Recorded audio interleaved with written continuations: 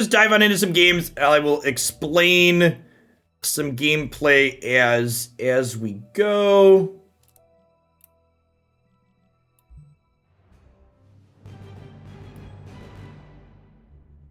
I forgot. I want to start with the red deck, actually.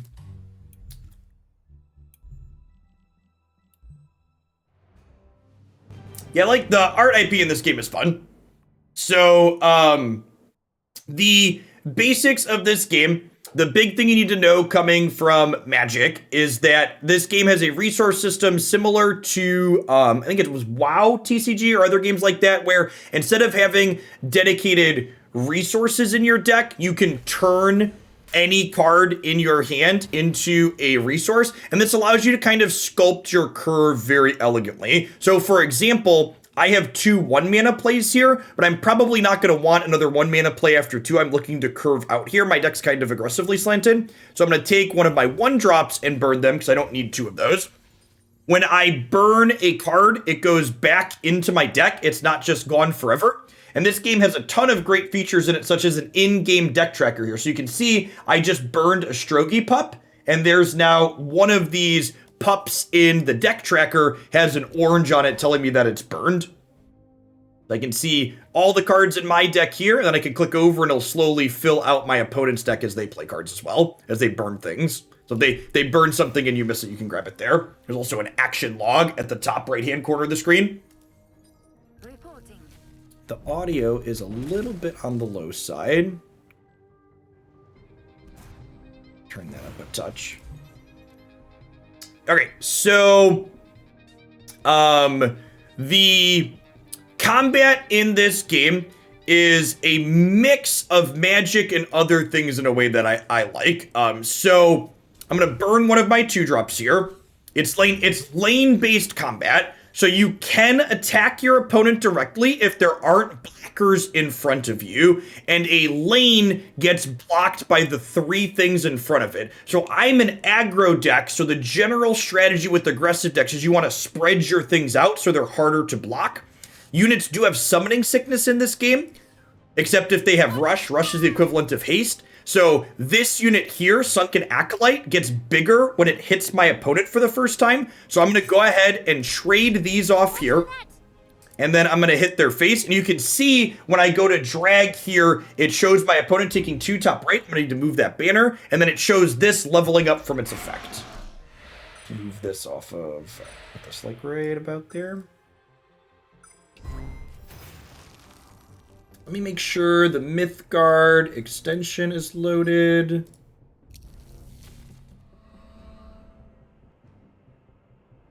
All right, and we should have, if you were hanging out from the Magic section, you can refresh. You'll be able to mouse over cards on the screen now. What does this do? Slayer 1, look at the top 4 cards of your deck. You may choose a minion from it and put it on top, shuffle the rest back in. Okay, so this draws me cards when it hits my opponent and slowly gets smaller. So I don't think I want to trade that. I'm probably just going to trade these here. And you can see when I mouse over, it shows the 2 things dying. So it tells you how the combat's going to play out before it happens. And go ahead and put Panic Raider into play here, which has rush, so it hits my opponent for 2, it gets smaller, and then I draw a card. What's the mana system? The mana system is you can turn any card in your hand into a resource, and there's colors as well. So the game has 6 colors in it, and you can see when I burn a card, I gain a total resource as well as a colored gem for that card. But it also has a Panic Raider. Set them with this and see what we draw to start.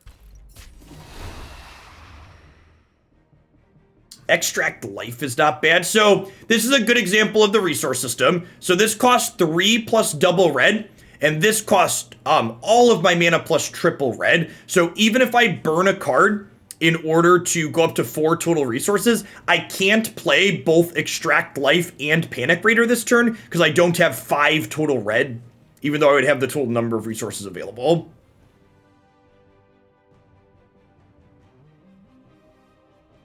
What do I want to burn here? I think it's just the copy of Extract Life. I might use that next turn. Let's burn the wings. So Oak here is a 4/3 that whenever one of my other minions dies, I drain them for 1. And then when this dies, I get to Divination 3 and draw cards. So I get to kind of scry and then draw. So very, very powerful effect. So there's more than one combat step per turn. Yeah, each individual unit has an action on it, and you can sequence how you want to attack versus how you want to play out your cards. Yeah, it's similar to Hearthstone in that, but there's a blocking system in this that's more similar to Magic that's lane based, which is nice. Lane based taunt, yeah, is a good way to put it.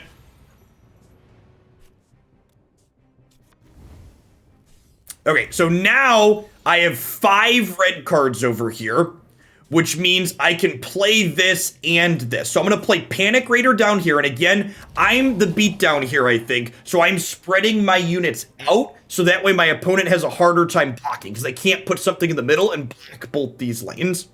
Then this is going to use, you can see this lights up my 3 red resources.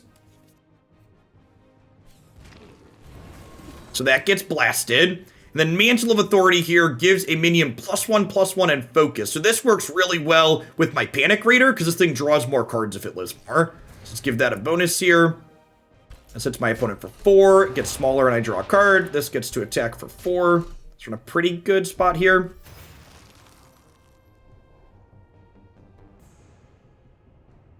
This game does use a Hearthstone. It's not quite Hearthstone. There's wild cards in it like Arena. It's kind of a blend of Hearthstone's and Arena economy model, but it is pack-based for card acquisition.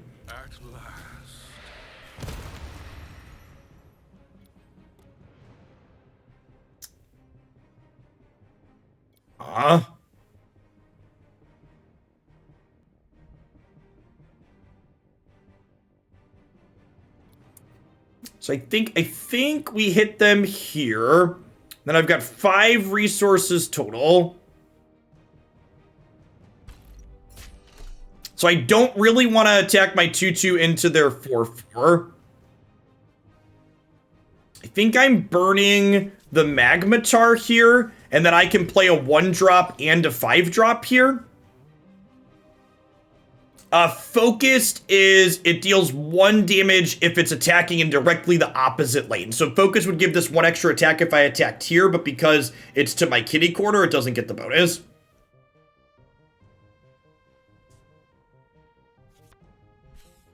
And then this unit has an energy mechanic, which is like an activated ability. So this gains an energy to deal a damage to my opponent, and it basically charges up. Once it hits 3 and 4, it gets extra abilities, so it charges up over a couple of turns. They're similar to Planeswalker activations, yes.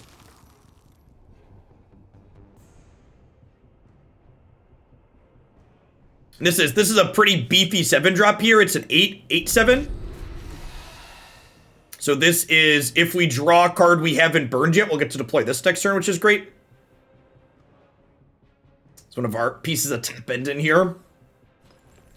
Aggressive, because any card can be a resource in this game, aggressive decks tend to go a little bit higher up on the curve than you see in a game like Magic. Demise is replaced by a Divinity Cannon. Okay, so when this thing dies, it gets replaced by a 2/6. How does that impact what I'm doing? So these, and maybe I positioned wrong and I shouldn't have put these so that way they both get blocked by this. That could have been wrong. I was probably wrong. Oh, this destroys a minion whose life equal to strength. Oh, that's really good. I thought that was a different card. Okay, so they're actually dead. I'm tanking and then killing them. I didn't realize what my card did. I thought that was a draw 3. A draw 3 that looks similar.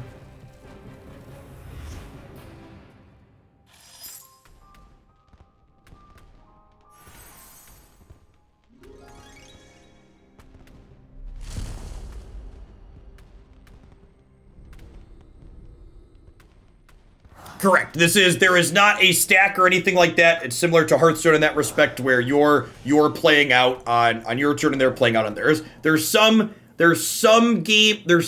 turns where there's some turns where you have like kind of trap cards that trigger based on conditions. You make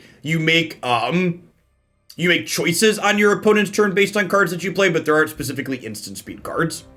How free to play friendly is this game? The developers said that their goal was to have people be able to collect entire sets of cards between expansions, assuming that people are playing regularly.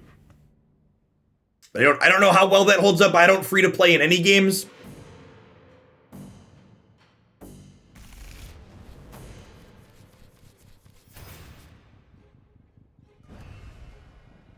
So, two things that I didn't talk about during deck building. During deck building, each deck you build has what's called both a path and a power. You'll note here that my opponent and I started at different life totals this game, and that's intentional. So, my path determines my starting life total, and the paths have this pursuit mechanic where your path gets better or gives you a bonus when you're on the draw as a play draw balancing mechanic, which is something I've liked. It holds up well. I've completed about 90% complete sets clearing weekly quests. All right, that's sweet, Matsu. So I'm going to go ahead and put this here, and then my extra card that I got for being on the draw creates a 2/1 for me for free. So now this 2/1 can clear out any blocker they put in front of this, so this can connect and turn into a 3/2 next turn. Hidden slightly behind my camera. Let me shrink myself here. Forgot that was over there. There's also this power up above my head, which for 2 resources, I can activate my power to do something that based on during deck building. So, for instance, I chose this power, which can let me spend 2 resources to give a unit +1 attack. It gets, before attacking, gets -2/0 and fragile. Oh god, so this is like a super mind game card. So they picked one of these 2 cards, and one of these 2 things is going to get -2 attack and fragile when it tries to attack here. So did they make this one worse, or did they make this one worse? I don't think I can just not attack, right?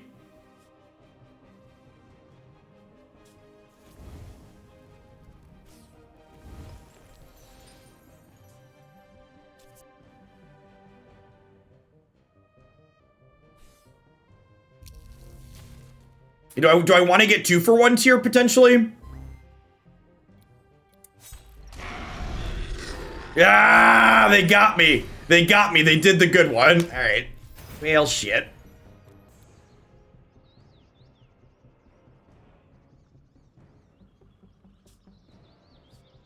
Should have just passed, chat. Should have just passed and used my removal spell next turn. I have a mission. Okay, so if this gets down to 0 energy, it starts at 2 energy and it loses an energy every turn. It transforms into this 4/4, and then if that 4/4 cycles down over a couple turns, it gets into an 8/7. So I probably want to keep this alive. I have 2 Crimson packs here. Is it too aggressive to use a removal spell to save this? I feel like it's not. I feel like I'm going to go ahead and kill this, and then we burn this to get a 3rd resource, and then I go ahead and kill their 2/1 here. Oh, I could have also used Empower on this, right? I could have spent 3 to give it +2/+2. Yeah, maybe I'm just supposed to Empower there, actually, as opposed to using a removal spell. If I just, like, give this +2/+2, I can kill their 2/1, and then their 1/1 can't kill it. Maybe that's better. Hey, Hats! Thanks for the 38 months. I appreciate that. Welcome back. You can see here, I mentioned this in the last game. If I open this up, I can see which cards my opponent's deck has played out so far over here, which is nice. In the in-game deck tracker. This is that card that makes the Divinity Cannon that we saw earlier.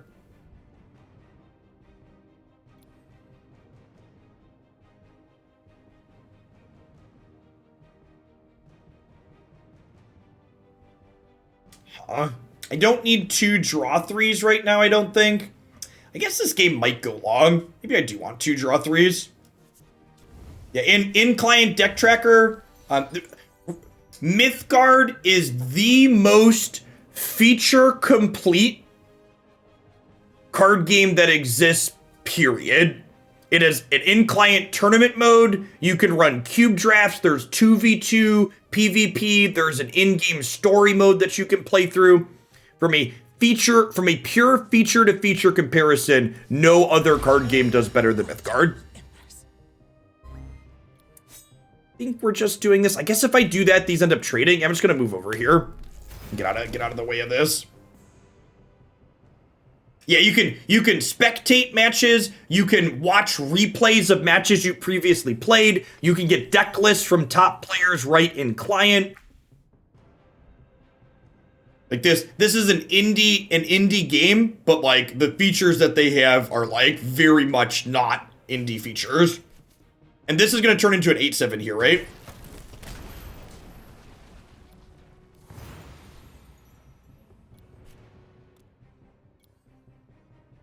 Well, that's at sundown that happens. Okay, so I really want to kill this, right?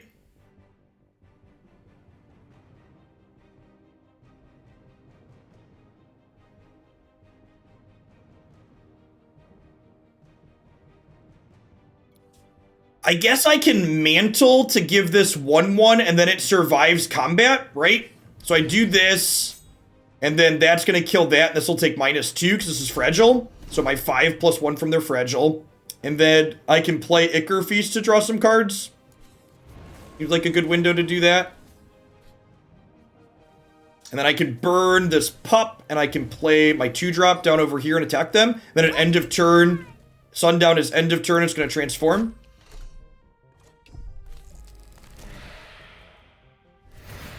It's a 9/8. It's a big in. And this thing can let me discard a card from my hand to look at 3 random cards from my opponent's hand and make them discard 1, which seems pretty good. The blue arrow is a utility cost activation, so it can do that in addition to attacking. Misanthropy is real good. So this gives all of my units Blight 3, which means they get -1/-1 every turn until they die from here on out. That's fine. The fact that that happened is like not a big deal because we've got plenty of draw 3s here to grind through with.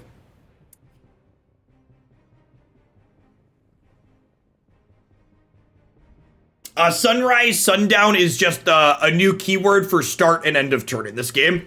So sundown means end of turn and sunrise means beginning of turn. They do still have the feature deck thing, yeah, where you can play decks completely for free in client without owning any of the cards. Yeah, they do that too. So if you want to try this game and you want to play community-built constructed decks, you get 2 free decks that you don't have to own any of the cards to play in that they've put together that rotate every week. Which is another great feature. Like burning the Ringmaster, I'm gonna burn the Trapezus here actually. I think we're gonna activate this. What are we discarding?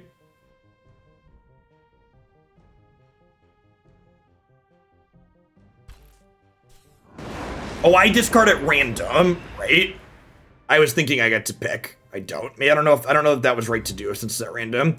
Means that threaten this have Blight 1. The minion in the opposite lane is stunned until the next turn.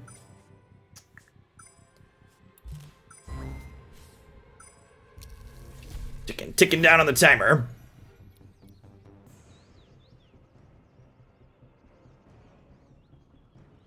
Ooh, I could have played Ringmaster to set up the 7 ring. That's true. I forgot we drew that. This makes a 3/1 Hellion in each of my lanes, and this gives everything that has 4 attack or less rush. So this is a good 1/2 combo that we have.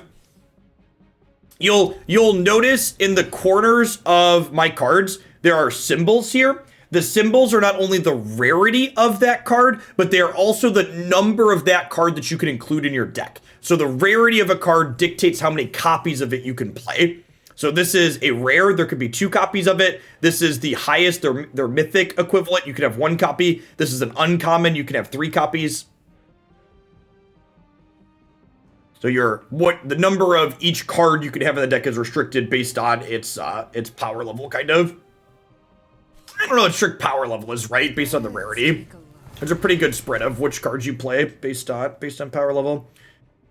This is a 2/3. So this has an activated ability where I can spend 3 to empower it, which I think I'm into. And then we can go ahead and crunch this into here. They're not really pressuring me. I think I might just take another draw 3. I guess I could set up the Ringmaster for next turn. Yeah, let's just do that, actually. Let's set up the Ringmaster for next turn. I'm going to hold on to this still, too, just in case. 7 Ring Ritual, just in case this doesn't win the game. Okay, multiple mythics with different names. Just one. You can have multiple mythics with different names. Like, I think this deck that I'm currently playing has 4 or 5 of the mythic rarities in it. If I look at it. 1, 2, 3, 4, 5, 6, 7. My deck's got a lot of them. There are a number of decks in this game that aren't just piles of verse, though.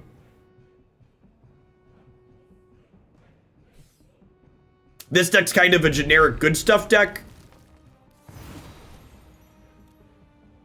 So this will create me 5 3/1s. All of which can attack right away.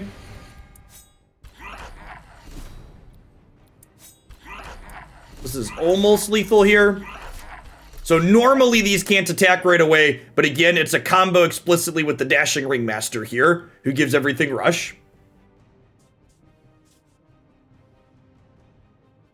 I think I'm just passing here. I don't think I want to burn any of these. Like 7 to 8 resources about what we top out at. Should attack with the 4/4 first to open up a slot. I guess that's true. This doesn't take damage from spirits, and they made this a spirit, so this would have just thrown itself away attacking into here. I don't know that it's worth throwing it away for no value, because like if they want to clean this out, it takes them an attack action here.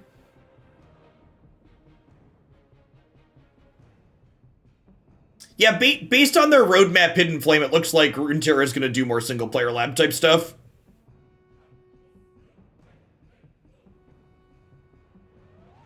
I don't think they've committed to specifics. They get seen anyways, though, for no reason not to. I mean, it takes up their attack action next turn. So, like, by not throwing my thing away into this, they have to give up their attack action to kill this. I guess it was gaining fragile this turn. It's probably a wash.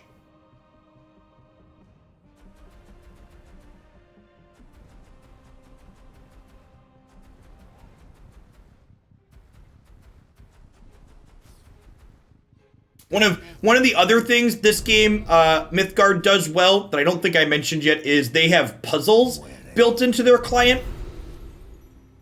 So if you haven't seen the client before, there's like a bunch of like mini games, like here's the board state, get the win this turn type things fully in client, which is sweet.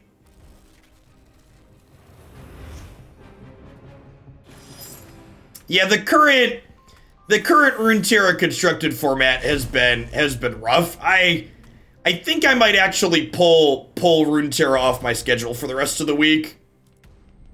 I haven't fully decided, but I'm leaning towards doing that. I want more Magic time to test for my Magic tournament that's coming up this weekend. I'm just like not a huge fan of the current patch for that game.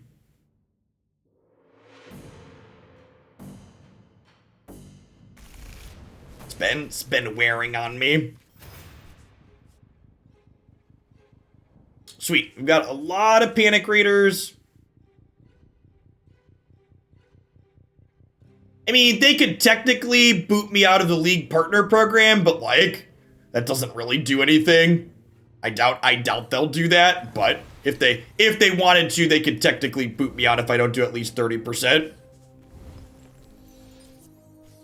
I don't know. I lose a lot of money streaming Runeterra versus streaming Magic. So if I'm not enjoying Runeterra as much or more than Magic, it doesn't really make sense for me to play it.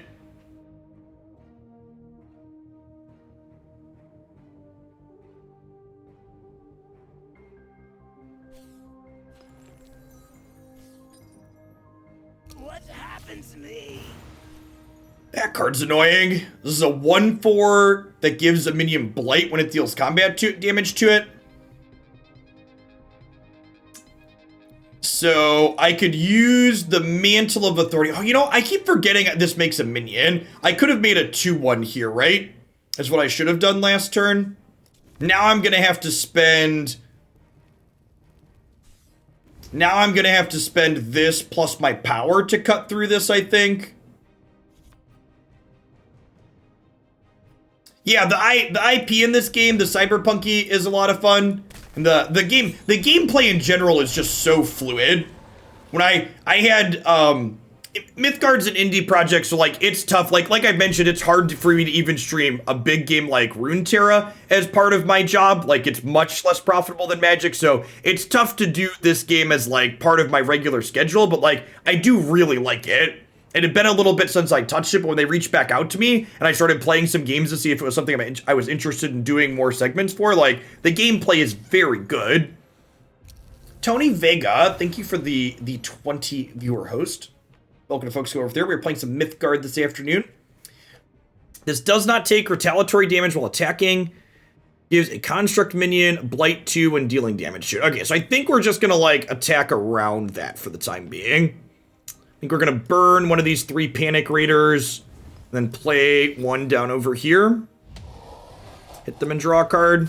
We're a little bit behind at the moment. We're technically up slightly on life, but we're behind on board. We're up on cards, though, too, so that might be fine. The fact that I didn't play my Mantle out on turn 1 put us pretty far behind this game.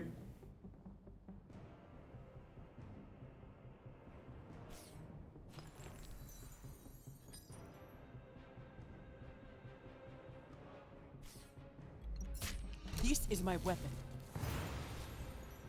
This 4/2 is really good. This is an orange staple. It's like a 4/2 that when it dies, it turns into a 2/6.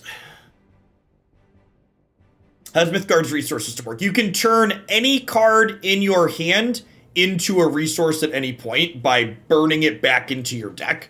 So, for example, who do I want to get rid of here? I think it's just the bull. We can drag the bull down here to the bottom. There's 6 colors in this game too, so you can mix and match colors however you want with however many colors you want, and the cards that you burn dictate your thresholds down here at the bottom. Wargy Corgi!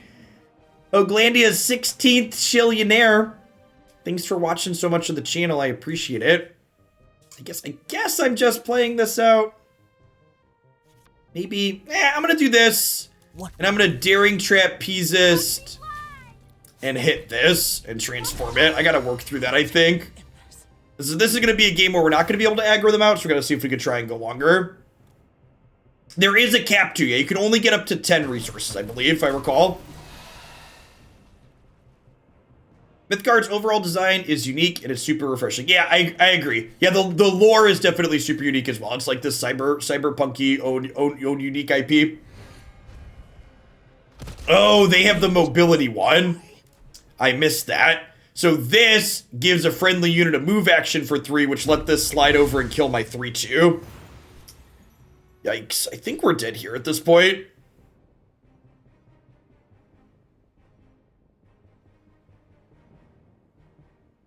I guess now I'm only at 7. I'm only at 5 resources. Okay, wait. So maybe we're not completely dead. So this draws us cards, which is nice. I think I'm going to burn the Panic Raider, which puts me to 5 resources. And then I'm going to Daring Ringmaster here. And then I can Mantle of Authority here. And this gets rushed from this. This has Focused. So you can see it says this deals 3 right now, but I have 2 resources here, so I can power this, and then these trade. Okay, so you're saying there's a chance.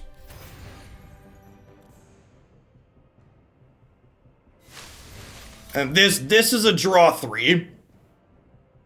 Maybe we're still okay here. Hey, Kid Cuzzy, thanks for the 13 months. I appreciate that. Welcome back. And then if they can't kill the Ringmaster, all of these are coming down with Rush, which lets me control the board really elegantly. Yikes, that's a thick bottom. Whenever an enemy minions attacks this or adjacent lanes, your opponent takes 2 damage. Awaken. The top 9 minions of your deck gets +1/+1 in stealth permanently.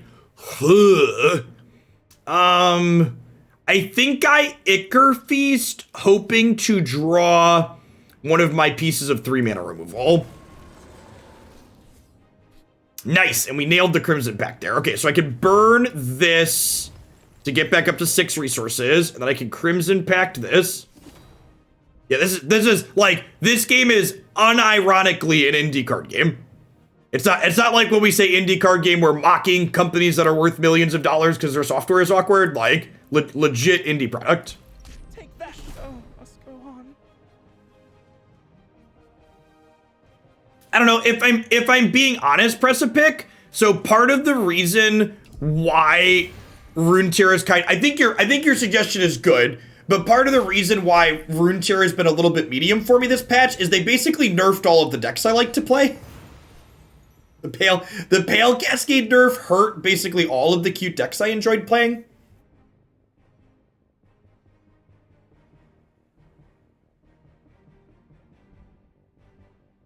I know a lot of other people were happy with that change, and more power to them, but I really... Yeah, I was not a fan of the Pale Cascade nerf. Have I played TF Fizz? I just really don't like playing decks that I'm gonna play a bunch of mirror matches. I also think the TF Fizz deck is a super unhealthy deck to have be a tier 1 deck. The TF Fizz deck basically ignores combat in a way that's not interesting or good. I think we're just like doing this and empowering it here.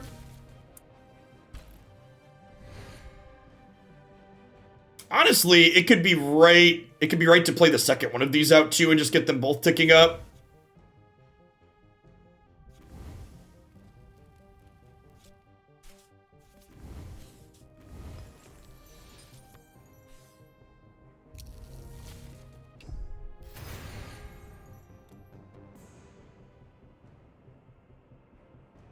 Yeah, I noticed PLX, it did like all right, we're dead. It didn't feel to me, and I haven't played Mythgard for a bit, so my card evaluation could be off a little bit, but it didn't feel like Mythgard's recent expansions were power crept a whole bunch, because I was going through like this deck and a couple of the other ones that I had enjoyed playing previously, and I wasn't like gutting them and rebuilding them looking through what the new cards did. Like one of the 3-color control decks that I liked playing, like I don't think it had almost any changes to it. This one had a few cards that were okay upgrades, but like a lot of the cards from the first core set are still in my deck and playable. All right, Mantle of Authority makes a dude. We're gonna play 2 1-drops on one this time. We're gonna do it.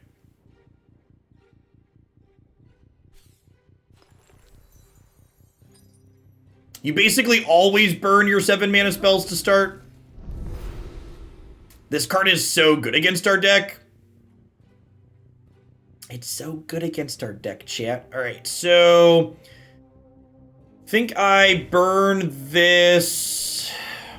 Maybe with this play, I actually hold on to this. Yeah, I think I'm gonna hold on to this, so this can attack into other things here next turn potentially. So like, they're probably gonna play this 1/1 out over here to block this, and then I'll burn this Trapezis, put Mantle on Trapezis to make it a 3/2, and then like kill their 1/1 with my 3/2, and then hit them with this and get another 3/2.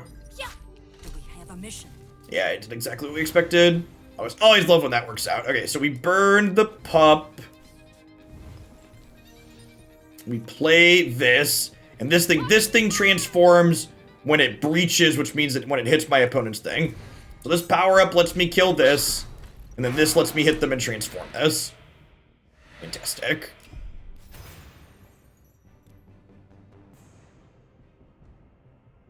Do you know if they added to the story mode? I don't know. I never played through much of the story. I'm not a single player person, regardless of what game I play, really. Oh, this card is so good against us too. Cannot take more than 2 damage inside of combat.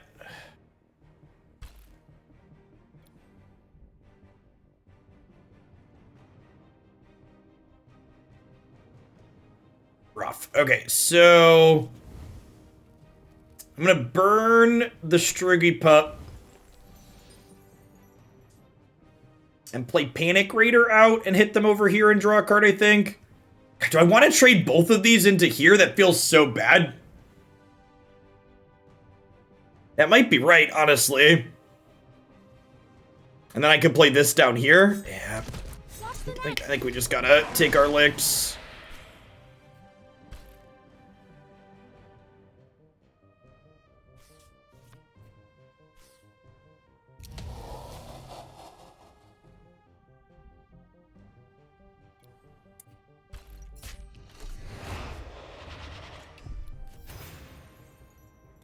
Yeah, and this one, this is not a one-time Mythgard stream. They asked me to do a couple per week for the next little bit, so we're going to be playing on Tuesdays and Thursdays for the next few weeks for a couple hours each afternoon at least. Today I can only do 2 hours because it's Jake's birthday, so I've got some stuff I need to get done. But probably end up doing a little bit more than that in some days. They gave this armor one. That's rude. This was a good draw, then they gave this armor.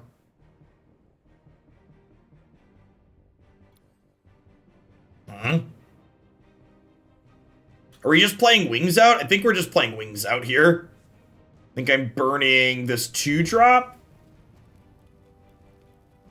I'm like playing Wings down here on this lane and smacking them.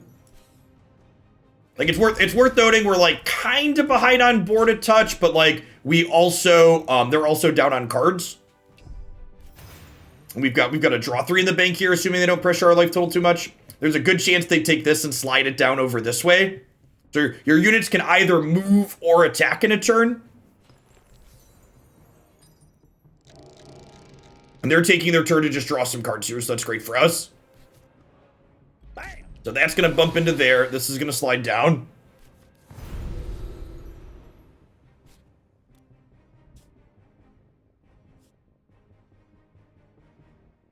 Ooh, so I can go Daring Ringmaster here, and then Mantle of Authority lets me play this with Rush. So then this can kill this, and this can hit their face.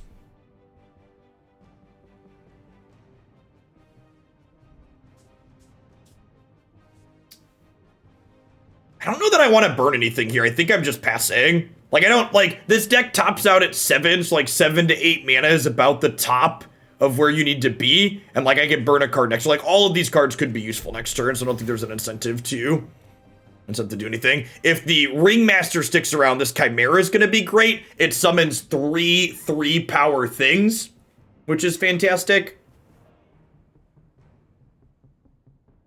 So, I like games like Magic and Runeterra where there's back and forth and you're responding to each other. Like, there's that type of gameplay is fun in a certain way, but there's also something that's just incredibly therapeutic about knowing that you get to play your turn and take your game actions. So I don't even know at this point that I prefer that back and forth to gameplay like this so much as they're just different. Like I enjoy both styles in different ways. Like the Magic and Runeterra style back and forth often feels kind of stressful. You're like, oh, do they have it? Oh, am I going to get blown out back? And like, there's tension there, but it also feels stressful to a degree in certain situations. Whereas like being able to plan my turn based on what they're doing and then just like execute my plan knowing it's going to happen feels good. Yeah, they killed my Ringmaster. That's smart. You should generally speaking kill Ringmaster. It's real good.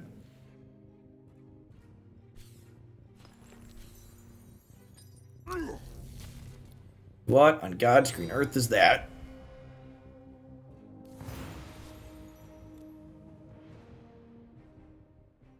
Five 1 4/5 armor 1.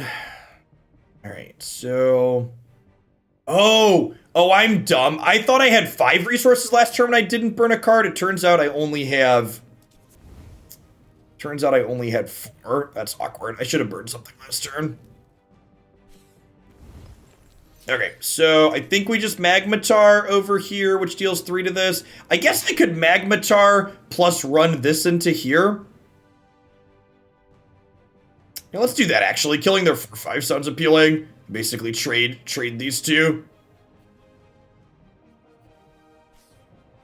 Flame, take you. It's probably somewhere in the middle between Hearthstone and Runeterra. I don't think any other game is quite. I don't think any other game is quite Runeterra. They're definitely the most generous on the market in terms of collecting things, but it's definitely better than Hearthstone and Arena.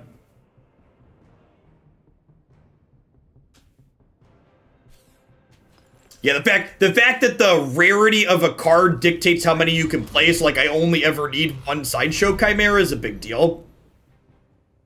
Demise is replaced by an 0/3 Maze. Awaken, gain 4 life. Okay, so I'm down to 14 here. I think I just cut through their card advantage and generate my own here. So I think I Crimson Pact this. And then I can do this, and then we draw 3. I guess I'm down to 5 now. That might have been a little aggressive. I forgot Crimson Pact hurts me too. Or Ichor Feast hurts me too. There's a chance we get killed because of how aggressive I was with my life total here. This is putting us down to 3.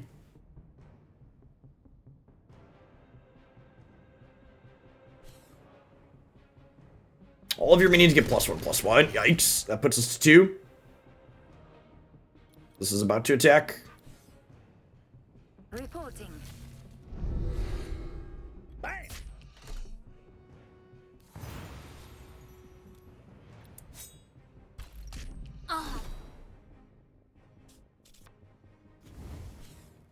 Burn the bull. Play the Chimera here. You want to play the 7 red card? Yeah, maybe that's better. Yeah, I think you're right that that's better. I had 7 this turn. Yeah, I think you're right. Because I could have played this plus the Chimera next turn. Yeah, I should have filled the lanes. You're right.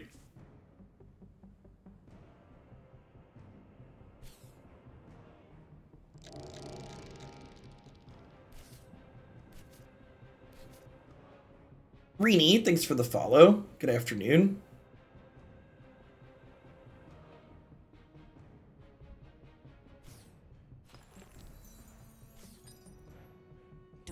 Mission.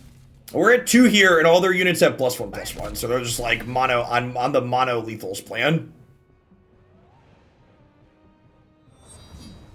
Oh, I gave something armor too. Yikes. Okay, this is fine. I get to kill this here, and then we get to 7 ring and fill the board up. So depending on removal, we could die next turn because of how low I use my life total this game.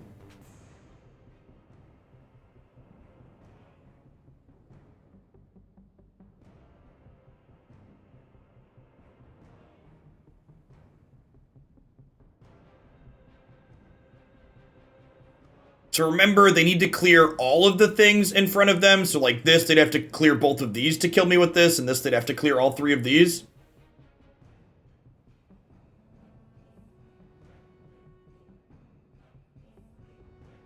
This is one of the things I like. This red deck was one we played a bunch of last time I was playing Mythgard. Like I said, I updated a little bit with some of the cards from the most recent expansions. Feels like it has a good mix of both late game staying power and early game pressure.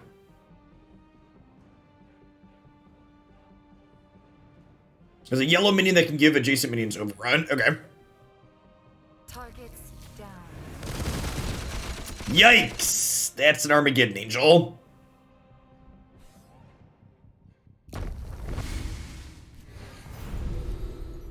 Alright, so Geddon Angel actually isn't that big of a deal in this instance. So this can sacrifice a minion to give itself immortal till end of turn. And this has Defender, right? Oh, I have to attack this before other blocking minions. That's awkward. I was going to say I was going to wings and kill the angel after sacrifice, but I actually can't do that because of this. This can't attack, notably, though, which is nice. I guess I put this here and this here, and then I put this down over here and hit it with mantle and then attack them. This drops them to 10. These both have lifesteal, so we can maybe gain a little bit of life back up if they get attacked, if they get frisky here. Don't worry, it isn't catching. Yep. Okay. I deserve that one. I used my life total a little bit too aggressively in that game for sure. I also think I probably should have played the 7-ring ritual a turn sooner than I did. My use of the Chimera was very bad. If I would have 7-ringed first and had the Chimera as a follow-up, I think we'd have been in a much better spot.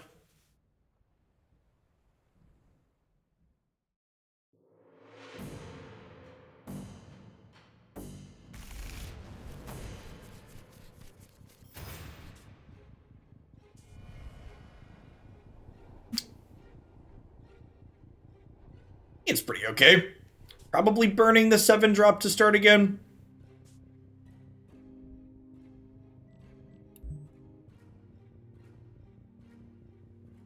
Depending on what their start looks like, we might deploy both the pup and the mantle this turn. Let's feed. Yeah, let's definitely burn the 7-drop. So again, I got this mantle because of my path on the draw. I'm gonna go ahead and deploy this over here so we can block their lifesteal thing.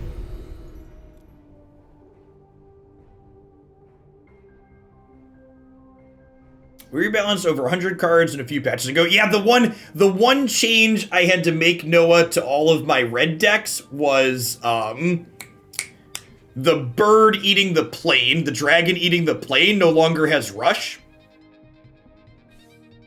No direct affiliate link for this one, Panda. Just check them out on Steam if you're interested in giving it a try. Which I would recommend if you look into sweet card games.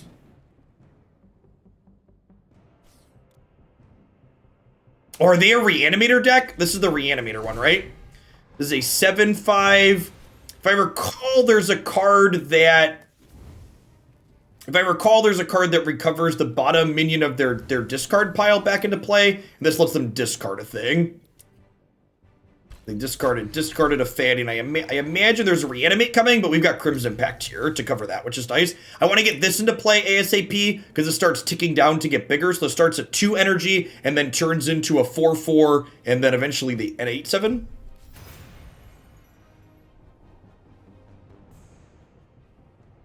A Hopeless Necromancer. Right, it has to die to put the thing into play, right? 3 mana, 2 green, 2/3. When it dies, it puts the bottom thing from your bin into play. If I recall correctly. Or if I've been reminded correctly.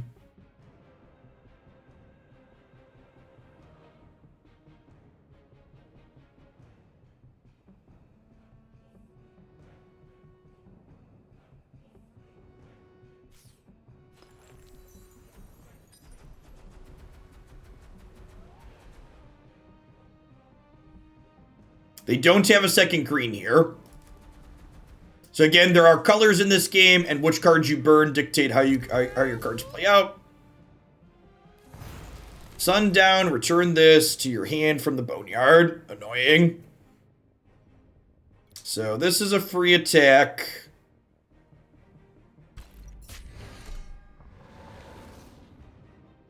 Am I spending a card killing this? I feel like I am. I feel like this is really annoying and I want to spend a card to get through it. It's gonna come back at the end of their turn, but I want this to be able to turn into a 4/4. I don't want it to die. So I'll play this rush unit here, trade, and then we can send this upstairs.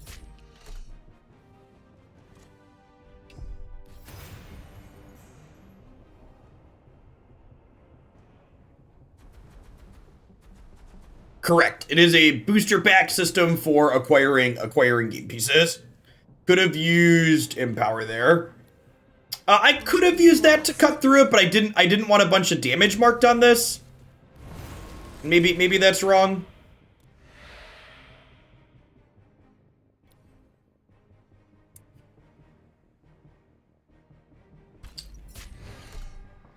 Okay, so I don't love my position.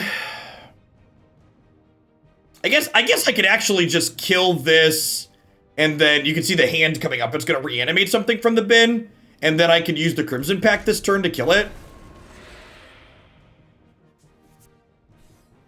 Just like pay 7 life, kill your thing. That's probably the play.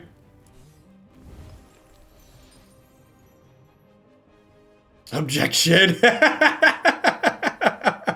That's great. I would have to poke at some of the. I picked up a custom game board from their cosmetics, but they fleshed out some of the emotes and stuff since last time I played.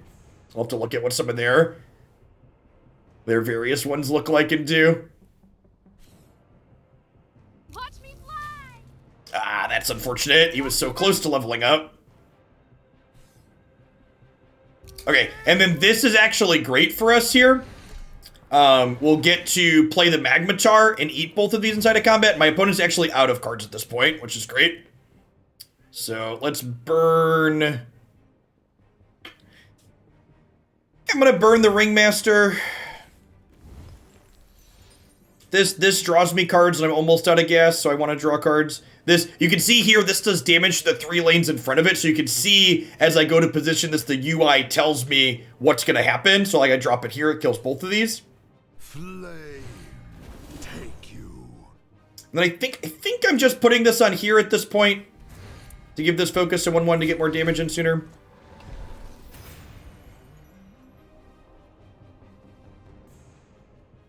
They're down to 1 card in hand, and we're ahead on board and have cards in hand, so we're in a pretty good spot here. Maybe reconsider going back to Magic. They released a new card set a week and a half ago. And I decided to poke back in. I actually really like Magic standard format right now. Mythgard's growing on me the more I play it, though. It had been a hot second since I played, and Mythgard's core gameplay loop is just really good. It's got a lot of really unique ideas in it. The gameplay feels smooth. The features in the client are great. I think we're burning this. Oh, I missed a point of damage here. I should have infused with something. So I missed one. They should be at 11. If I had played better. Need to plan my turn out slightly better.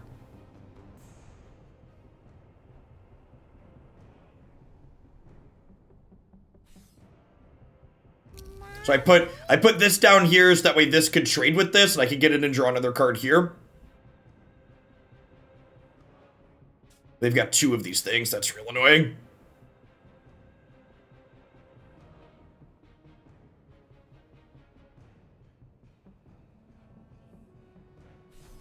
Well, that's true. If you don't mean just card games, we're also playing God of War at the moment. God of War's been great.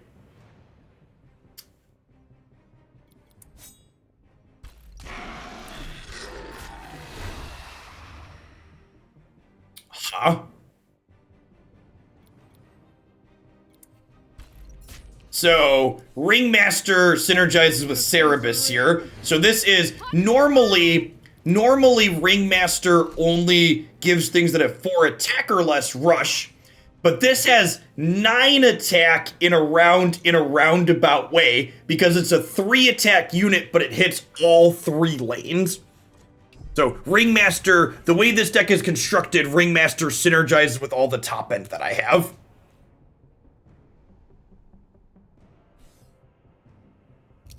Because they're all things like this that like have a low power but give you a big effect. So, one thing that I remember from Mythgard last time is that the colors in Mythgard tend to be a lot less rigid than in Magic. And in general, I think that's a good thing. Because it ends up with less situations where, like, you know, you get in Magic frequently where, like, mono black can't kill enchantments reasonably, or mono blue doesn't have removal. Yeah, and we played Legends of Runeterra this morning. I'm not a huge fan of the current patch that they rolled out for Legends of Runeterra, so I'm probably going to play a little bit less of it while I wait for them to do their next balance patch.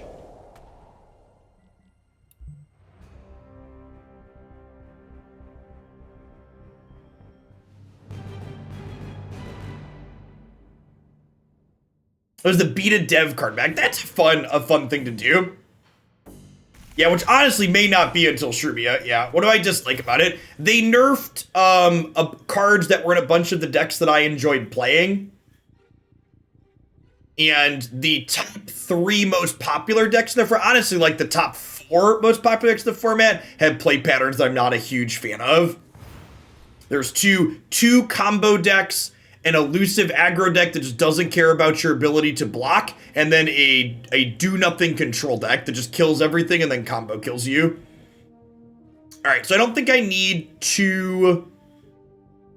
I don't think I need 2 of these. We'll burn one of them to start. And then I think we... Sunken Acolyte.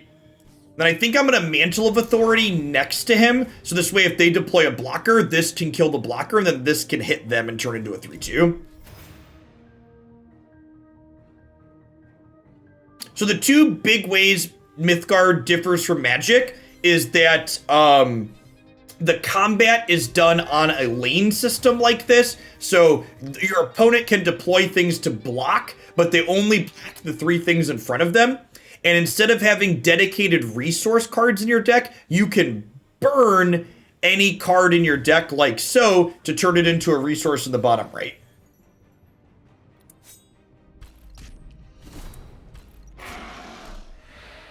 So you can see I had to attack through their blocker here because it was blocking my lanes. And now I have to decide, do I want to deploy the Strogi Pup over here?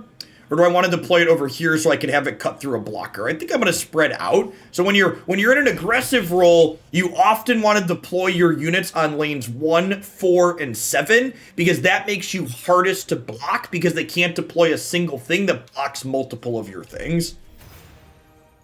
And similarly, defensively, if you're taking a defensive role in a matchup, you want to deploy things towards the middle so they block the most things from your opponent.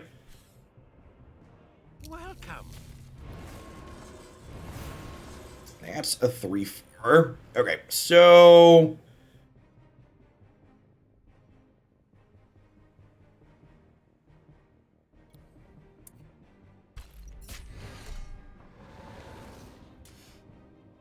I think I'm using the power here and trading for this. I could, like, play this in the middle and hit them and draw a card, but if I do that, this is going to get to eat my 3-2 next turn, which isn't great for me. So I think I want to use my power to make a 1-for-1 there.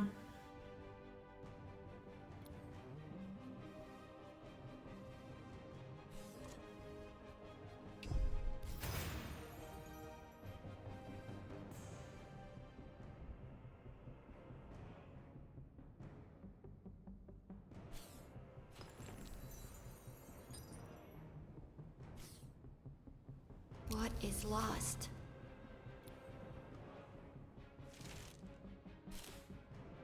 So that's not too scary. This recovers the biggest thing in their boneyard, or the bottom thing in their boneyard when it dies, which is only a 3-4 at this point.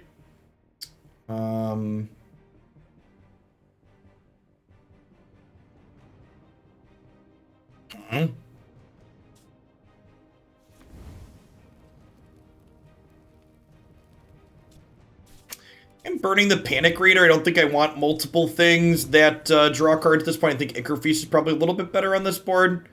Let's play this Wings and hit them for 4, and then probably pass. The power is like the power is like a hero ability from Hearthstone. So you pick a power while deck building, and then it's 2 to 3 resources to give you an effect. So you could do that instead of playing a card. So mine gives a minion +1 attack. Theirs deals 1 damage to my tome. Or 2, depending if I have more life than them. I don't want to attack into here because my thing will die. Yeah, and then the path is a deck building thing that dictates your starting life pool and other effects that happen over the course of the game.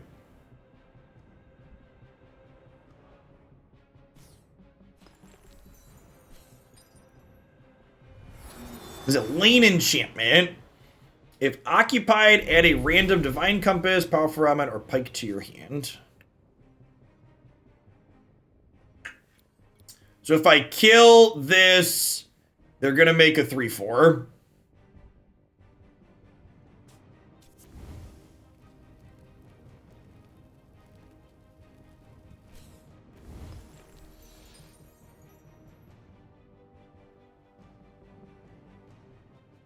Huh?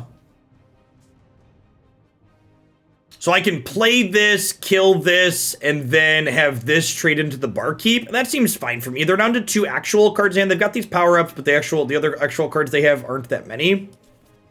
And I've got to draw 3 in the tank still, and my life total's still pretty high. Flame, take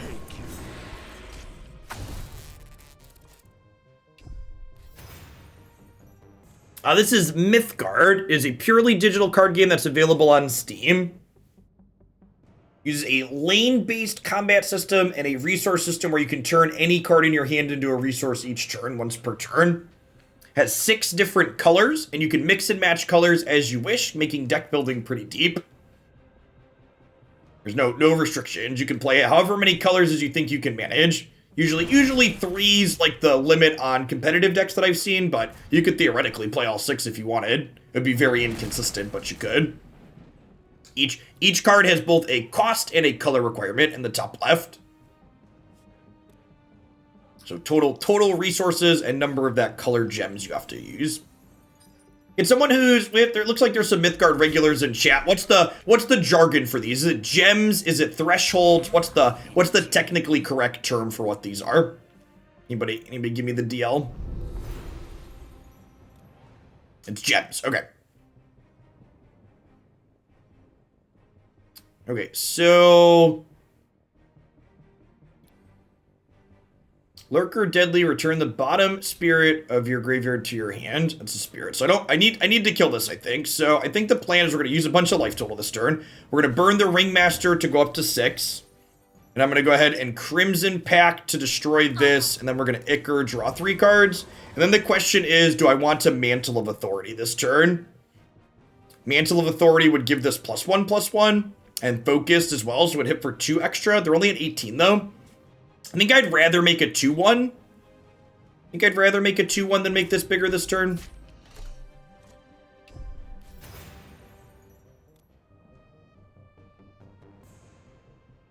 Yeah, Threshold is the Hex TCG terminology from way back.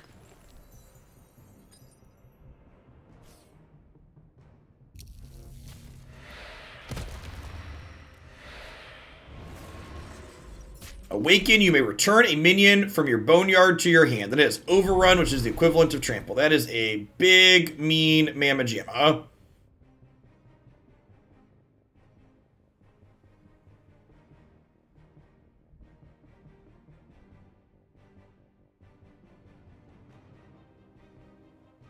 Yikes. Okay, so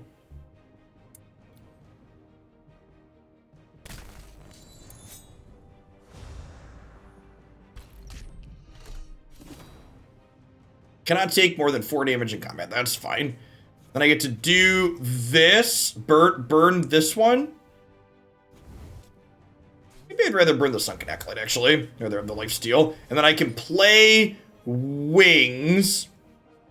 And I can sacrifice this to make this immortal till end of turn. And then we can kill this. Okay. It took us some resources, but we got through it. The question is going to be, can we grind them out from here? Remains to be seen. This Panic Reader is a card draw or 2 in the bank, which is nice. Our life totals are getting similar at this point. Pilot linked. Plasma Saber! Yeah, they've hit their top end at this point. Deal 2 damage to all minions that this threatens. Yeah, we're down to 14 here. Probably dead at this point.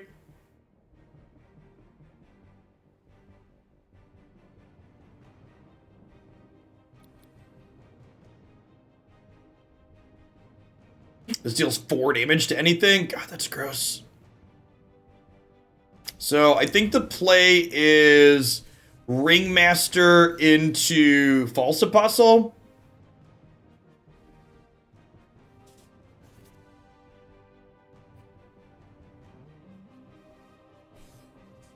And in the center ring.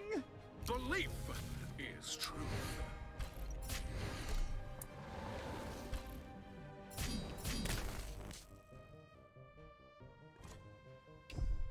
This is an activated ability that lets it drain 1.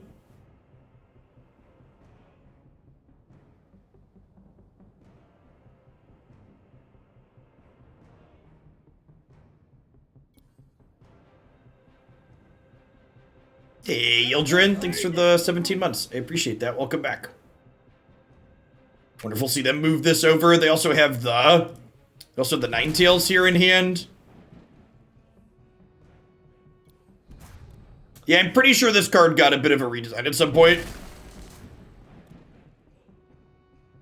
They redesigned a bunch of cards the last year. I think Noah was in here earlier and said they did something like 100 card changes. Ultimate round engaged.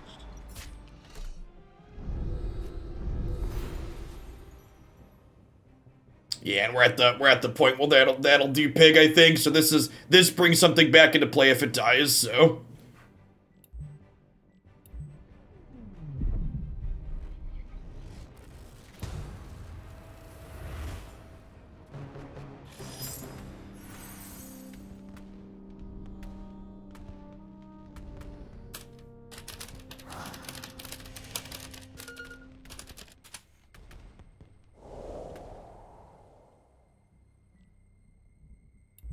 I think we're just going to play the red deck today to get a feel for it, and then on Thursday we'll play another different deck. I don't feel as obligated to rush through and show a bunch of different things off. We're going to do a few segments.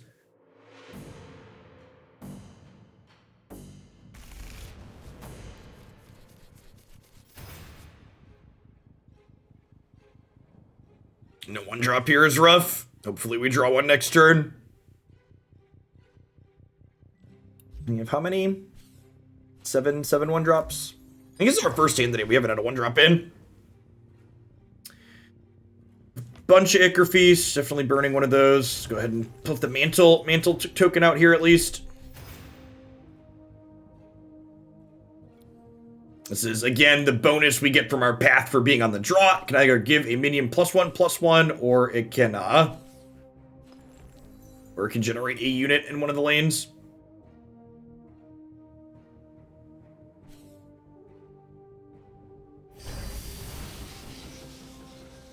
Okay, so they played an artifact, which is actually a card type we've not talked about yet today.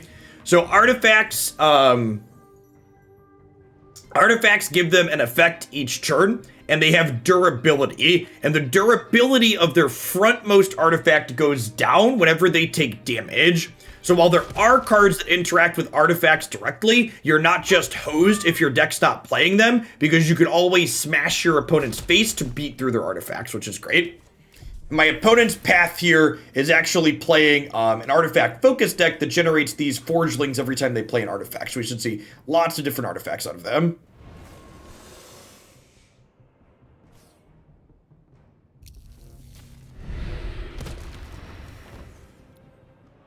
Choose a friendly lane without revealing it. The first time an enemy minion attacks to that lane while it is unoccupied, create a 1/1 serpent there. There's a lot of these mind game style cards in this most recent set. Yeah, I added a couple new cards. Actually, the extra 1-drop was a big upgrade to this archetype. So now, I assume they picked one of these two lanes here in front, right? So, like, did they pick the one directly in front, or did they go here, like... I think there's a good chance there's a snake in this lane here. These mother flipping snakes off the mother flipping lanes.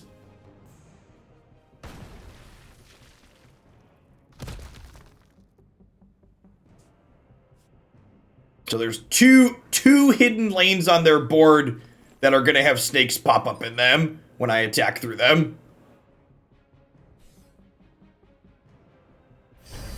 Diaren, thank you for the follow. Welcome to the channel today. These forgelings restore durability to their artifacts when they die. So we're trying to beat through them here, but they're getting durability back on them. It's a little tough. Okay, so this is a great draw because my things are likely to die this turn. So this gives me the ability to have things that when they die, my opponent takes damage.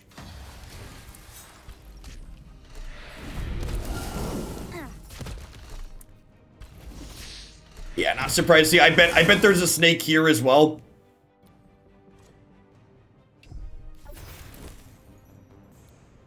This card is still. I'm glad this card didn't get changed. This is one of my favorite cards of this deck. Just like gives you good value as your things die, and then when it dies, it lets you draw a card, which is great.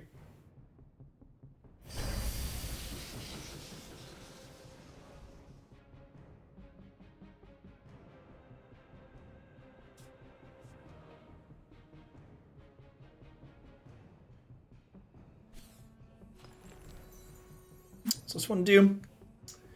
It's +2 energy when you create an artifact. Consume all energy to create an XX thing in a shell.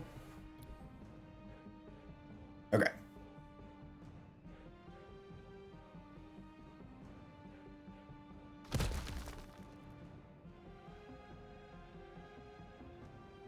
Man, they have a whole bunch of these.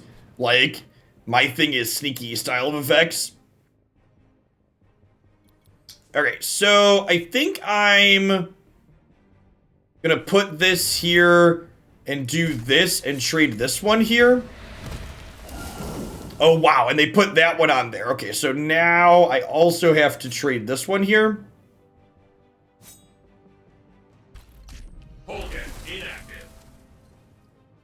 I think I would like Magmatar here, right? Let me clear through some of their stuff. And then I'm pretty sure this lane 3 is clear. This lane 5, however you want to number them. There's not a snake in that lane. Need to get our hit in there and draw a card.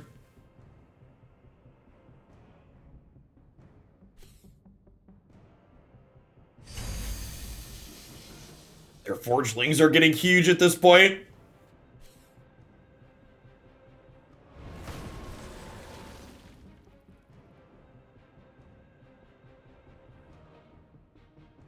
This is a ramp card. Get 2 max mana without thresholds. They're at 9 total mana now, which seems really good for all their forgelings playing out. So they have a 3/3 here, so that'll be nice with the Magmatar. We'll get to clean right through that. Probably burning whatever we draw. All of the cards in our hand are pretty good at the moment. Hard to think of a card I could draw that's better. Huh? Is that better? Maybe I don't need all these threats. I want all the threats. I think we're just getting rid of this. The 6/6 is a 5/5. 7/7? I probably want the piece of removal. It's Cerebus or the False Apostate. I think I just want more smashy stuff. My opponent's low-ish. I mean, that's one way to look at it. Another way to look at it is the Cerebus is going to help us work through the hourglasses and the snakes. May I ask what the sell of this game is? Why should you play it over MTGA or Runeterra? The lane system and the resource system are the unique things about Mythgard that stand out in my mind. A lot of play pattern things are super personal and subjective, so like whether or not you'll enjoy those features are something that's going to differ person to person. The one thing I like about one thing I like about Mythgard that's different from Runeterra is you can mix and match more than 2 colors. So similar to Magic, you can mix and match whatever colors you want in this game, but unlike in Magic, there isn't resource variance.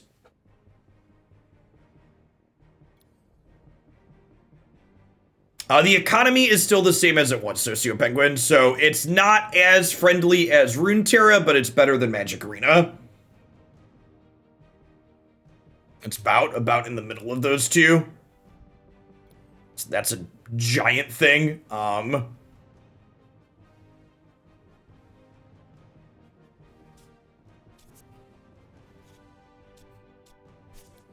this have, this is regen too?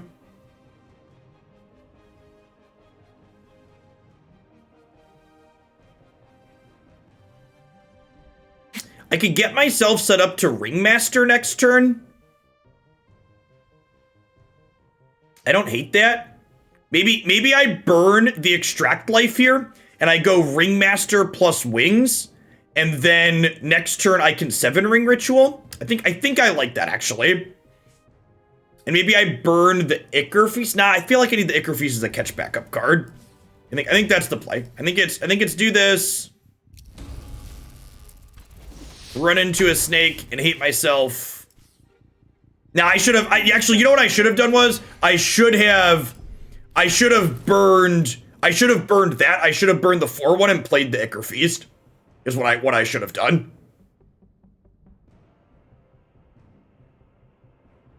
One 100% what I should have done was I should have burned.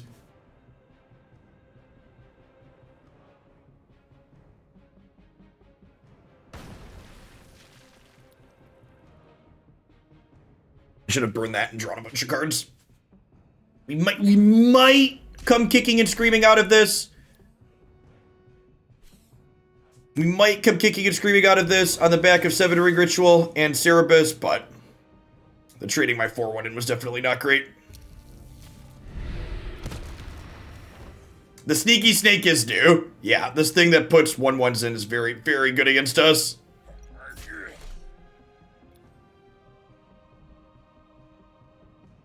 Opponent's deck is closing its control pinchers in on us.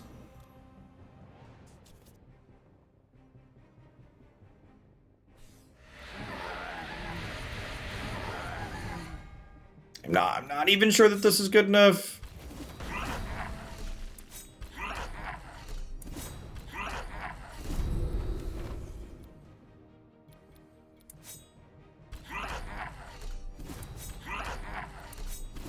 Take that. Oh, must go on. Oh, this loses rush after the fact. I missed an attack there.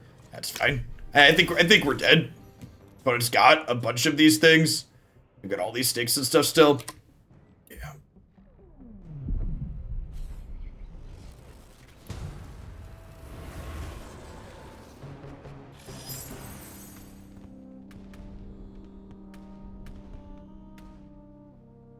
You know, I feel like our deck's probably too mid-rangey to get through what they're doing.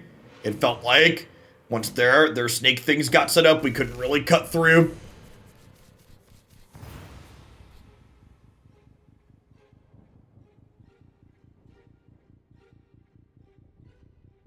All right, so we're going first. Pretty good curve here. Opponent's got a free 2-1 though.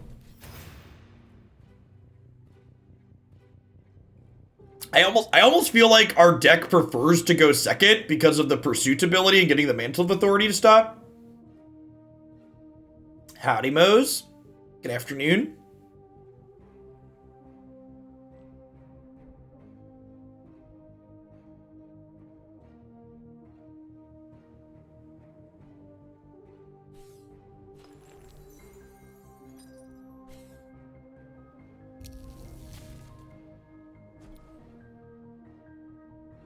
Deal 1 card from the opponent's hand at random. It becomes unburnable and has its mana cost increased by 1. Wow, that's super rude.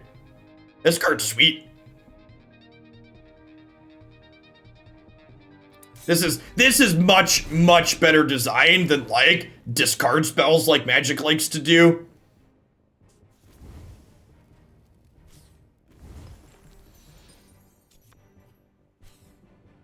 Watch me fly! Watch the net! It's a really neat design.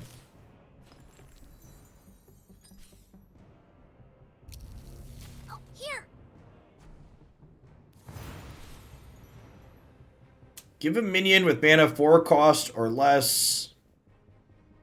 Agile until sundown. Demise. Deal 1 damage to the minions that this threatens.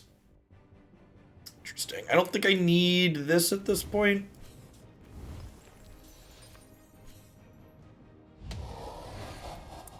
We have a few decks that feel better on the draw by a large amount too. Yeah, that's neat. It's good design.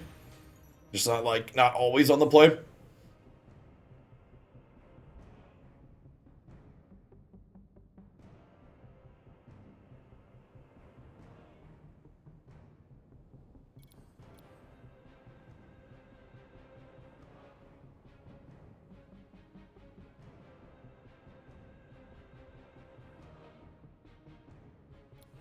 Yeah, giving something agile with this is good. I assume they have a bunch of other breach minions. That is a big old chunk of damage. This is a lane enchantment that anything that occupies here gets +2 attack.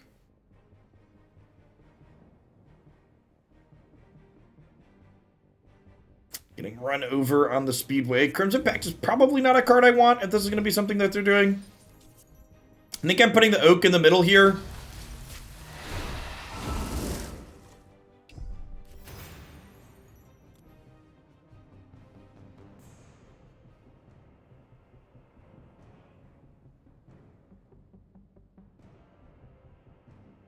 So they can attack through here. We'll take 2 from the overrun from the Speedway. But we'll get to draw a card off of this. Well, that's super unfortunate.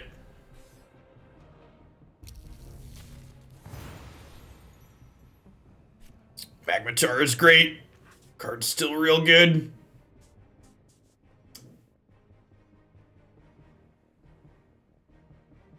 Huh.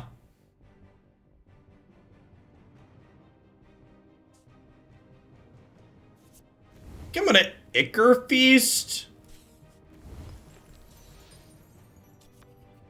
Ringmaster. And in the center ring. Mantle, trade here. Play this, smack them. I don't think I really care if this makes my cards more expensive at this point.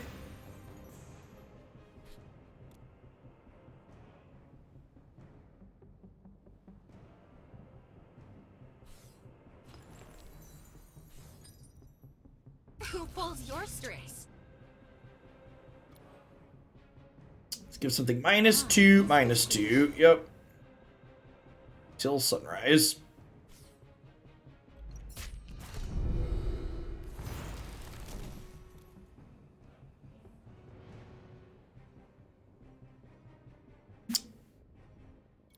So if I don't empower this, it dies to the Jinsuk. No, Aji, thanks for the follow.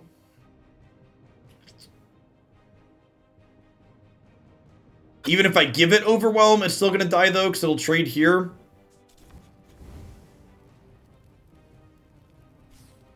I think I bin the Bull and then play this and kill these. Kind of a medium spot. Really need one of our draw 3s at this point, an Ichor Feast.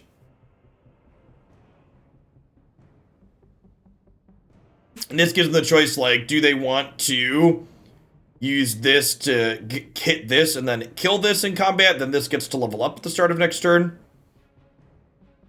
Could we still empower? No, this cost me 6. Empowering costs 3.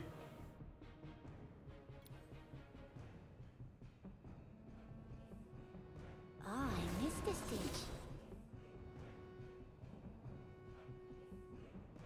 And then I've already burned this, so you can see that's why it's got kind of the broken colored border, so this can't, but they can heal something for 2. Or heal something for 1. That's fine, right? We get to do this next turn and then still clump into here.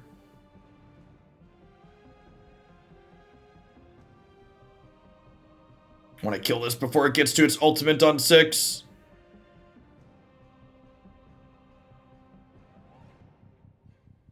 Yeah, so this is total resources, this is gems. They're separate.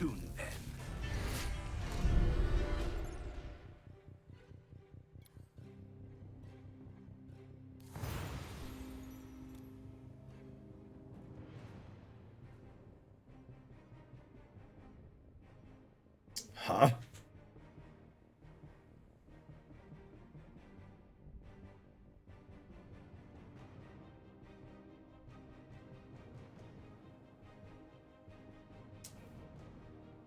Feeling kind of dead again.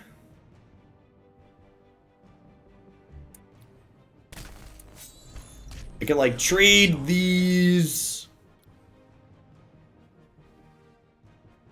I think I'm just passing, huh? I don't really want to give this a target. This isn't optional to give something -2/-2 when they use this. So if they want to use this, they have to shrink something. Yeah, I burned an Ichor Feast earlier this game, and that was probably a mistake. I missed the stitch. There's a stealth minion that gets revealed at some point.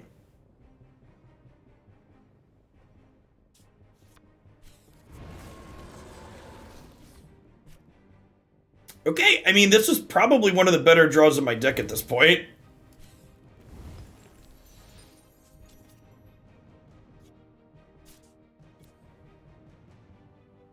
Think we just killed Jinsook. Oh, it's all tangled up. Heals me up here a little bit.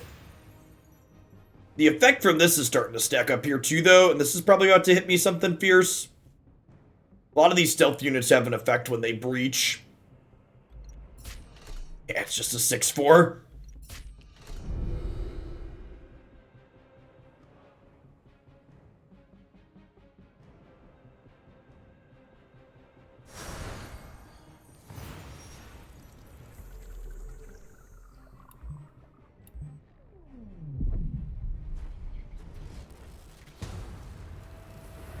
I lied. I'm gonna play a different deck for the last half hour. Yeah, I'm beat up a few times at this one. I'm ready for a change of pace.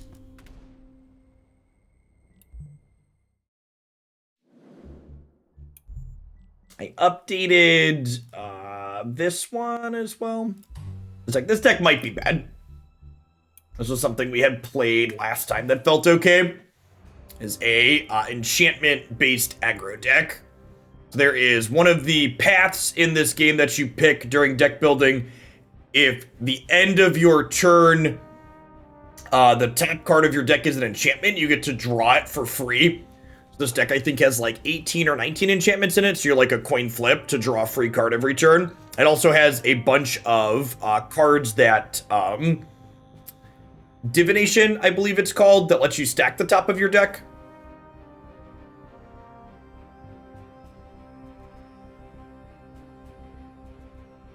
So you can kind of set up your deck to draw with your path, which is sweet.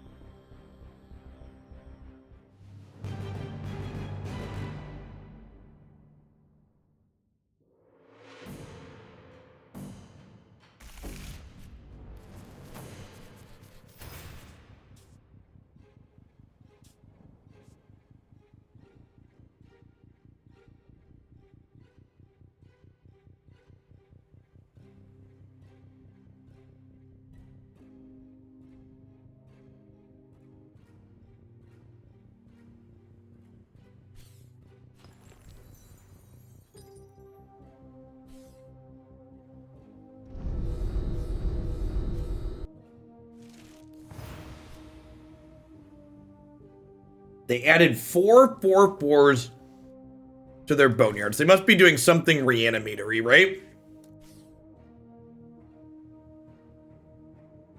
You have fewer minutes than your opponent. Gain an energy at 3 energy, draw a card. So this deck is two regions, 2 colors, unlike the last one. So you see I've got some orange and some blue cards. So I'm gonna have to manage here is making sure I'm burning the right color so I can play my cards each turn.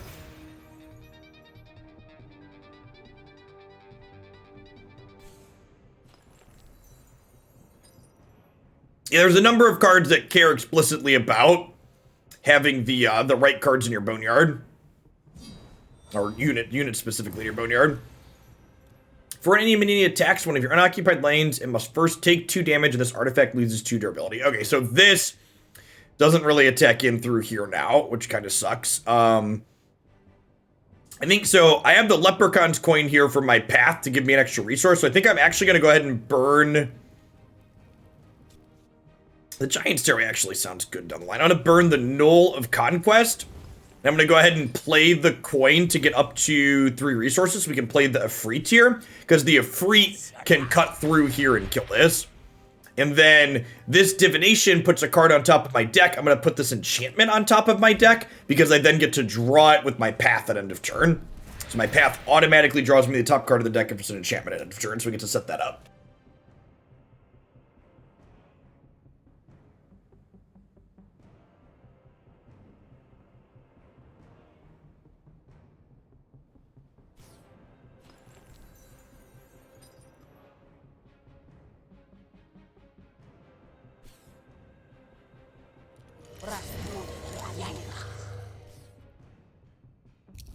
So they returned one of these cheap 4/4s from their discard pile to their hand. Seems fine.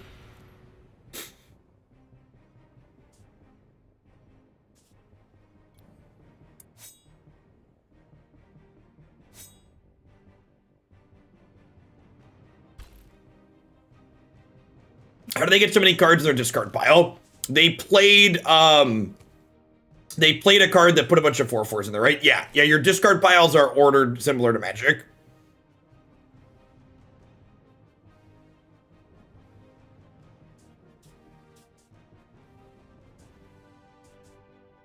All right, I think I want to burn the higher ground here. And we'll play Arctic Pyre.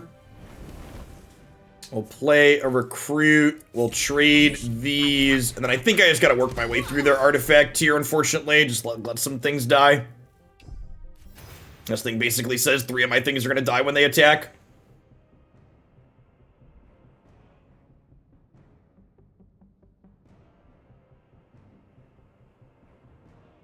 Deals 2 to them. I guess some of my bigger units like this and this don't necessarily die, but my smaller one's got to take 1 for the team. One of the things that this deck does, this has Frenzy, which means it can attack twice in a turn. So it pairs very well with some of these enchantments like Giant Stairway to be able to get this really big and attack twice for a lot of damage. Familiar?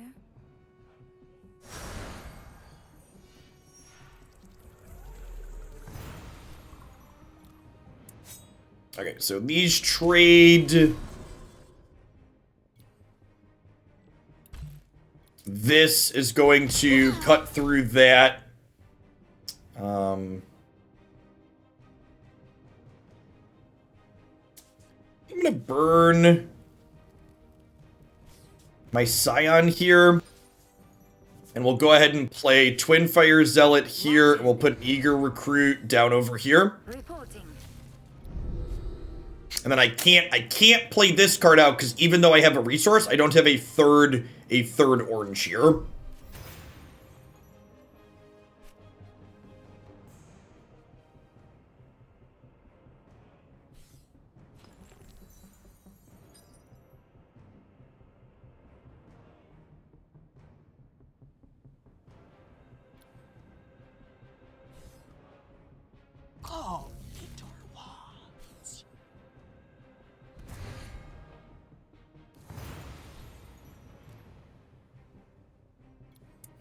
So this gets rid of their artifact.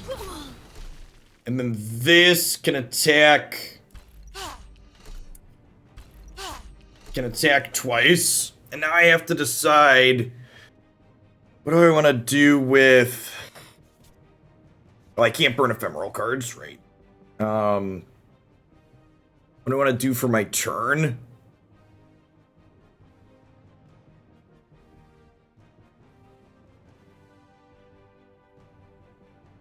I could replace that. Yeah, you're not wrong. That might actually be the line here. I guess I would have wanted to put Stairway there.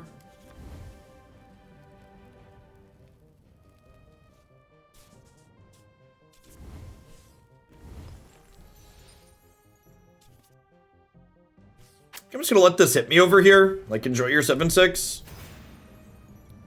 So this, when I put something into it, I get a 2/2 in adjacent unoccupied lanes. So this kind of synergizes with the sidecar. I can drop the sidecar here, and then these things will have rush and be able to attack right away. Because there'll be adjacent minions that cost less than 5.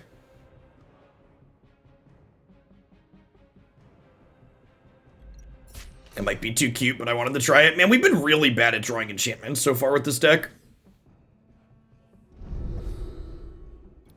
He stole my Dorko. That's fine. The sidecar minion's gonna get to kill this next turn. Oh, I should have played this over here in order to block their 7/6 for a turn. Take oil. There's my enchantment count at. I don't remember. I actually don't think it's that high because we have so many divination things. Do we have a mission? Nailed it.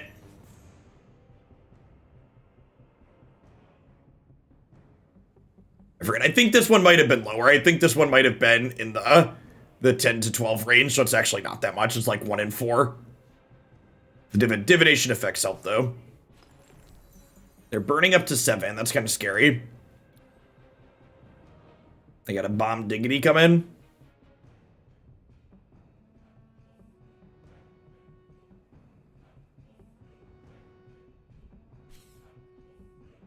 They do, in fact. Deal 5 damage to a minion or player. That's dragged down.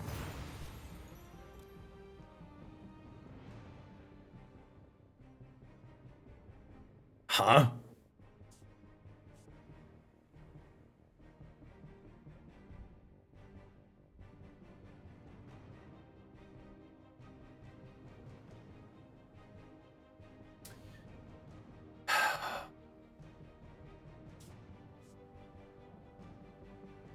What do I want to do? They're at 19 still. I feel like I'm starting with parry at the gates and going from there. This draws a card. And then it divinations.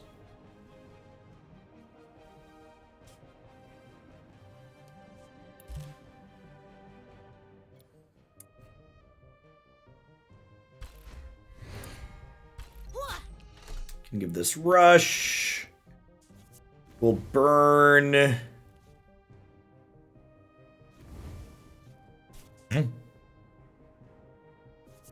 think I'd rather have parry than Secret Keeper at this point. We're throwing this down over here. Locked in. So we don't get chunked by this Dorko.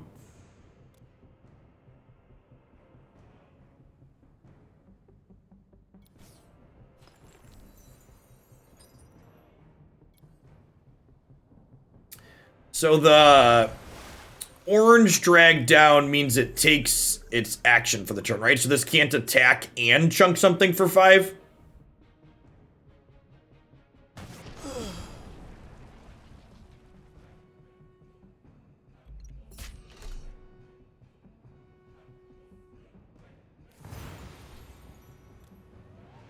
Okay, so we're down to 9. I can't take another hit from this.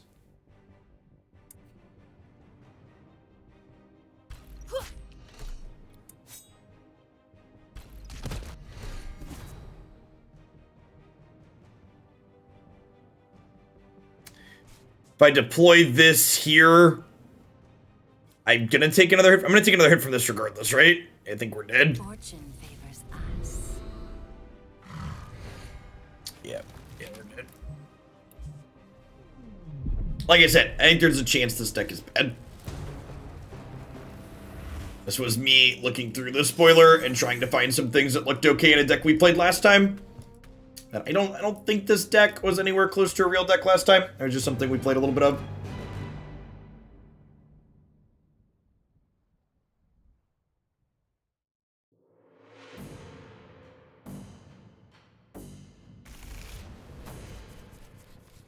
All right, on the draw, got the coin.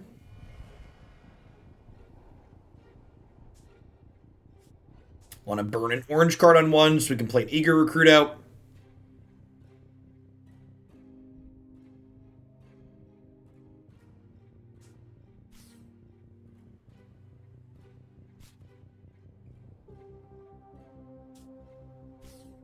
That is a hacker dolphin.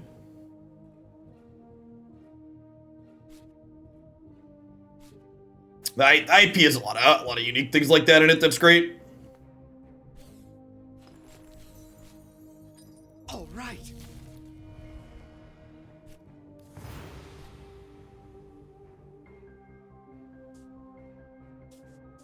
Well, we don't need this at the moment. I don't have anything that powers it up. Reporting. Play this into a trade. Look at that. Nailed an enchantment on one. You love to see it.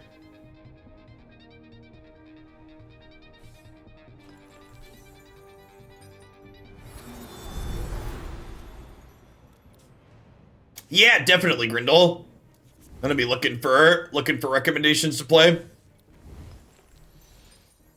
If occupied, add a thing. All right, fine. We trade here. Then honestly, we probably just play this here, right? Just drop it right smack dab in the middle.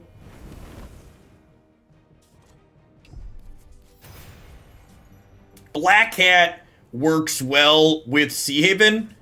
So Black Cat has a very powerful breach ability. When she hits the opponent, they discard at random. And Sea Haven gives it a thing agile, which makes it easy to connect with. All right. Weird. Why didn't they deploy? They gave up a free item, right? By not deploying it there?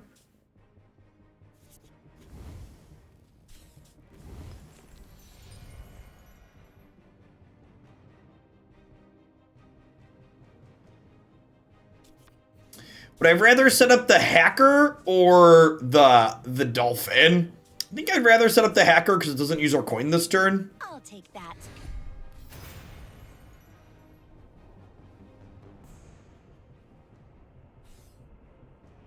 Leave it all on the track. That's unfortunate. They had a rush unit that let them kill my thing. Well, I guess we're setting up the dolphin now. Discord works best, Greendle.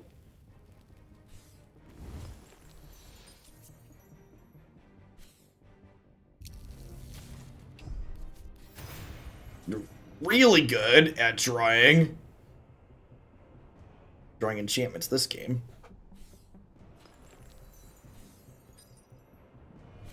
The blue-red aggro deck is not competitive anymore.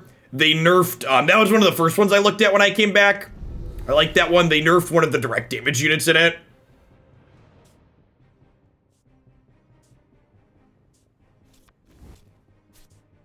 Let's bring this, because we need a third blue, because I want to Sea Haven plus Arctic Pyre this turn, I think.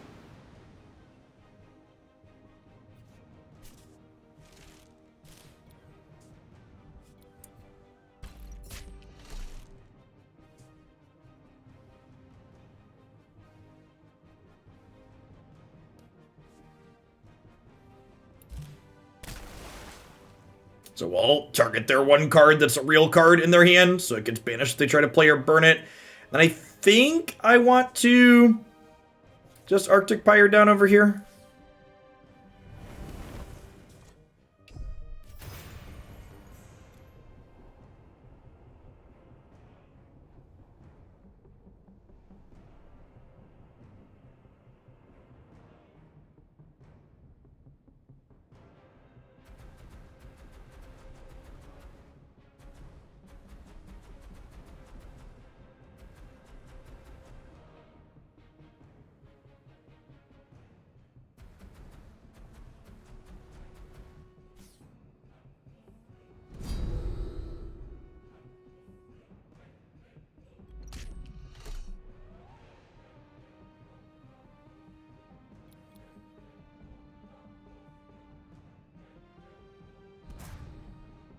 Yep.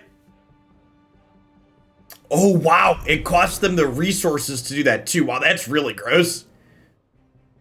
So we get to do this and then pick their next card in hand, and they just, like, can't play them. That seems real good.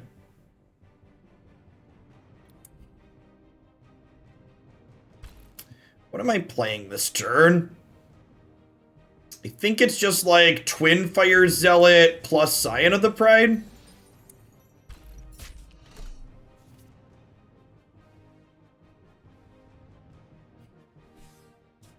And then next turn, we'll put the Demolition Speedway underneath this. That way it can tax twice with 4.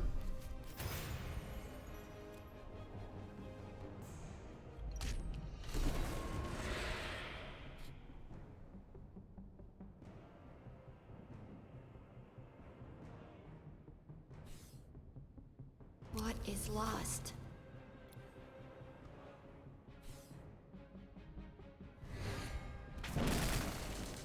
Okay, so when this dies, it's going to bring back another 2/2 out of their bin.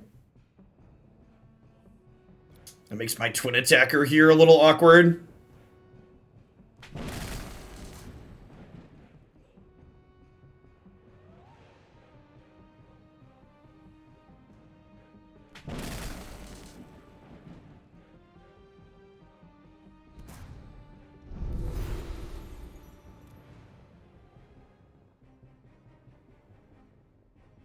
They're at 19. So this dies no matter how I slice this next turn, unfortunately. I guess we just take some overwhelm damage out with us as we go. We'll give this fragile. We'll drop this here.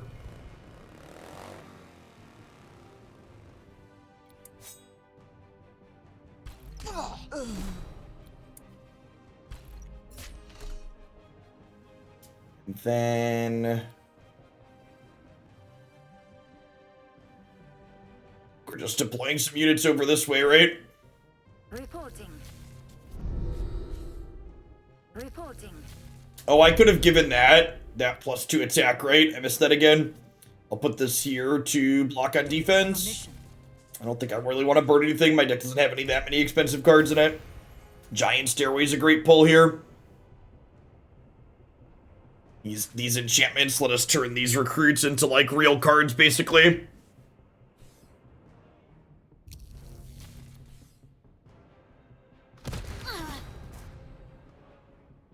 When you use an item, deal 1 damage to the minions that this threatens. Wow. That was not a card I realized I was playing around.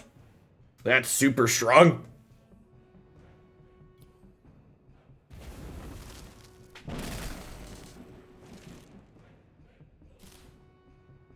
Oh, I could have prided. Yeah, that's a good thought. This loses its abilities. Yeah, you're super right. If I would have done that, we would have been able to crunch through there really elegantly, right?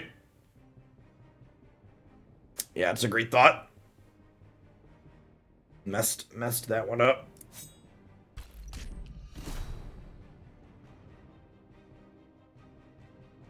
So they've got a ton of items in hand, so I can't deploy anything with only 1 toughness away from the other side of this. I guess I could just Pride of Palace this, and then that changes the dynamic.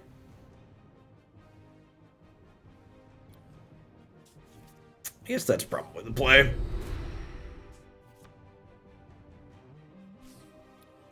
Do we have a mission? Do we have a mission? I guess maybe I could have dropped the Giant Stairway underneath this here to put more pressure down on the right side. Could see that being a good choice as well. Yeah, I could have also put Sea Haven down over here. That's true.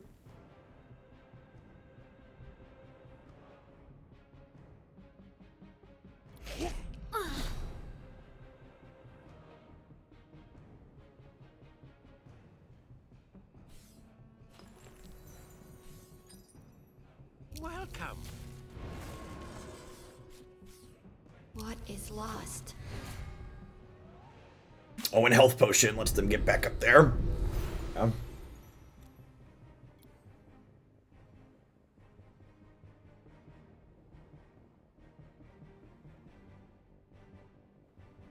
They're at 9.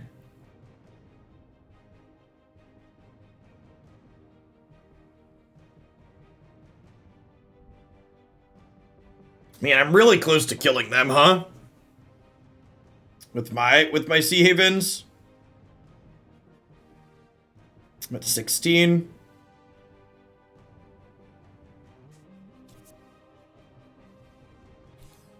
So I can put this here, which gives me 2 back. And then I can put this here, which gives this +3. So this can bump off here. And then this can go down over here. Reporting. And this can get an extra attack. And we agile your face, and then we hit you here. And then we're done, right? I guess I could do this and play Parasol Recruit here. Diversify my threats even a little bit more. I think that's the play.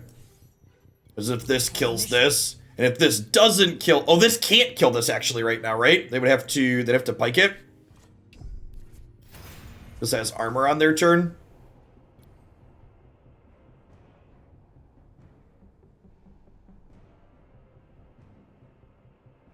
So this needs to be a unit, right? So they can block down on this lane over here.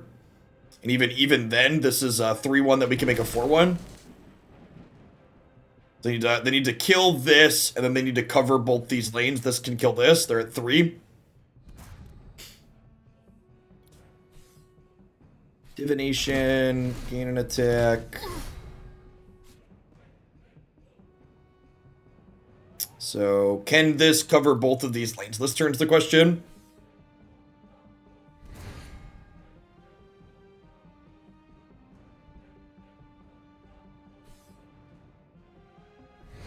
People always complain when you do something new. Oh, they got to draw a card with their extra champion power. Okay.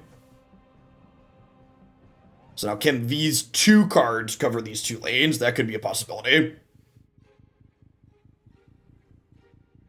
They also can't just be 1 toughness things that cover these lanes because this has overwhelm. All right.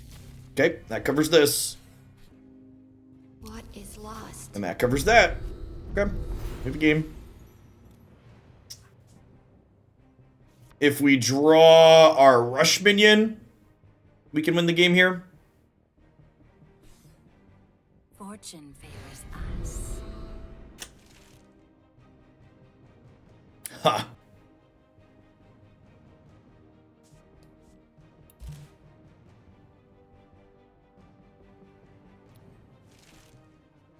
Their bottom minion's another hopeless necromantic. It's awkward. So let's kill that. Let's put this here. Oh wait, is this? Oh, this is Sunrise it deals to.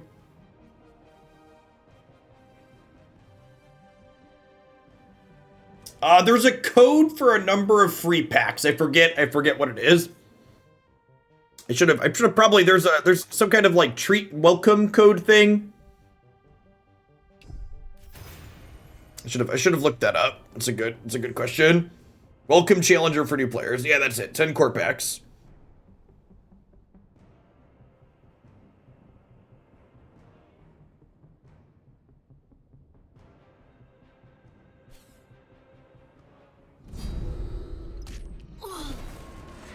Okay.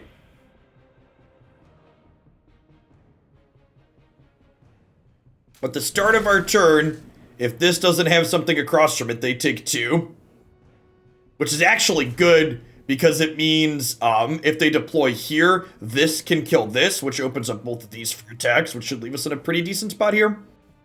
We're at 8 after this hits us.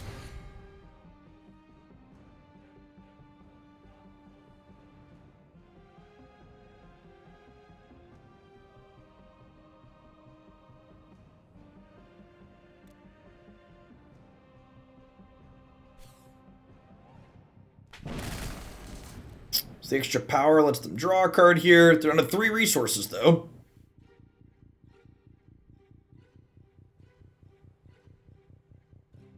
The new expansions seem like they've added a number of neat card swap. I haven't fully gone through everything. This blue-orange deck and the purple or the mono-red deck are the decks that I've I've played today and played a bit of off stream, so I like looked through the cards in these colors loosely for things that fit into these themes.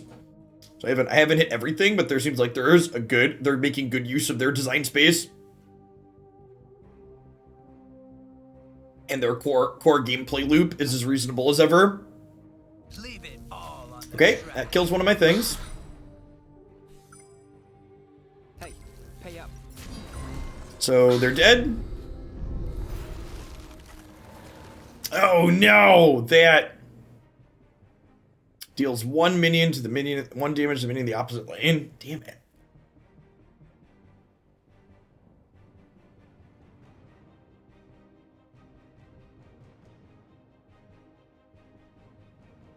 Or one off lethal. I guess we braggy and draw a card to see what we get. Can you feel it?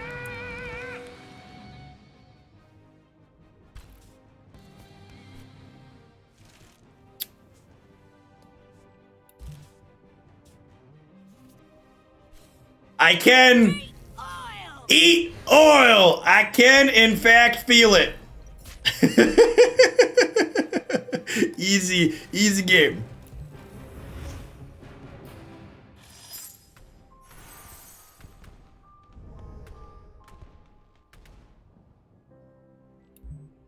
To be fair to us, we hadn't drawn any of her yet this game, right?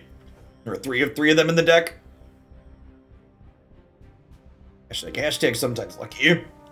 Not bad. Let's play one more, and then we're going to call it an afternoon. If you're enjoying the Mythgard stuff, I'm going to be doing Mythgard on Tuesday and Thursday afternoons towards the end of my stream like this for the next couple of weeks. So my Monday, Wednesday, Friday are still going to be my other variety stuff that I've been doing. We're playing through God of War right now. We're going to do some Magic or Runeterra in the morning. A direct message Gringle would be great. Yeah, there's slow stream of card advantage with all their items flipping their power back and forth. Did a lot of stuff there for a little bit.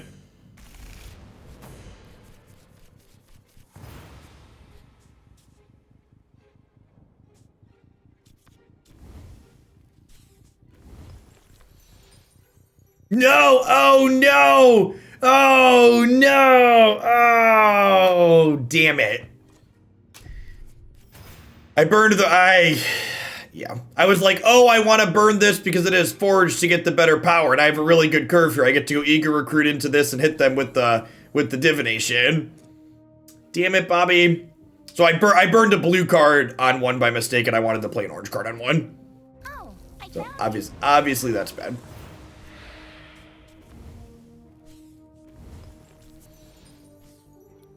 Locked in. Awaken, you lose 2 life, demise, gain 4 life, and draw a card. That's a sweet one.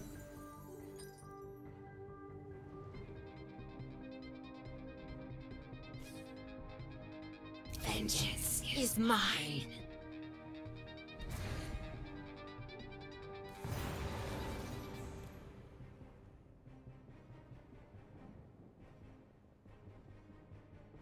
So that would not be ideal. Think we do this and then trade these here.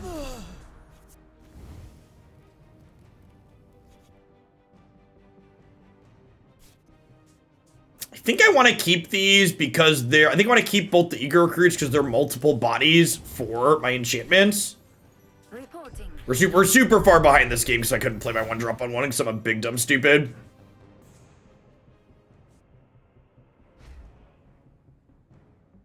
Messed that up pretty badly.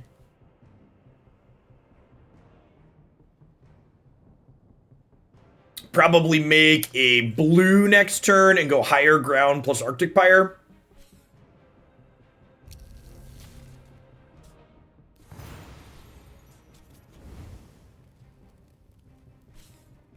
So higher ground here gives this +1/+1, and when it breaches, I get to Divination 4. Yeah. I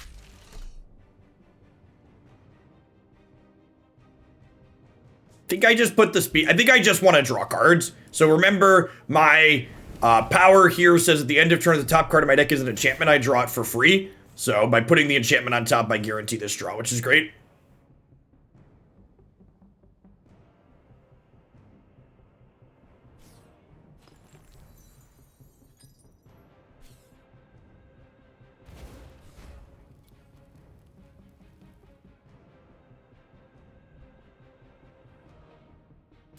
Demise, deal 3 to you, your opponent, and each minion this threatens. It's Alpha Strike during your turn. After killing another minion in combat, add a death mark to your hand. Give a minion Demise, you lose 4 life. Yikes. And I guess we'll give that one Fragile in case they heal it.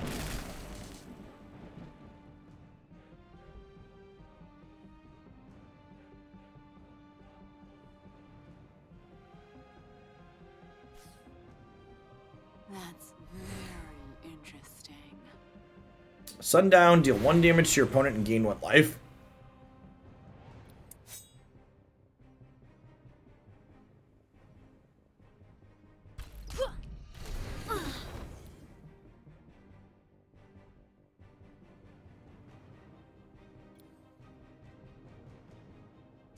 I think we're burning this.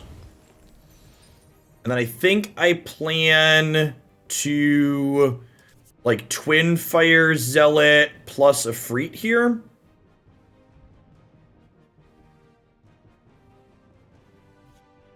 I kind of want to put a blocker over here too, though.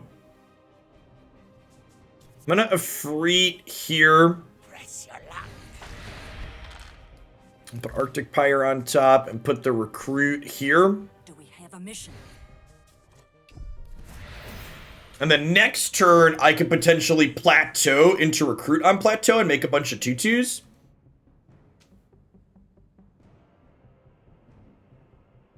Yeah, a lot of the cards are drawing, like, while the enchantments aren't individually powerful on their own, the steady flow of cards from our Rainbow's End that we're setting up gives us plenty of things to burn so we can hit our resources consistently, which is nice. And like still have a ton of cards left over.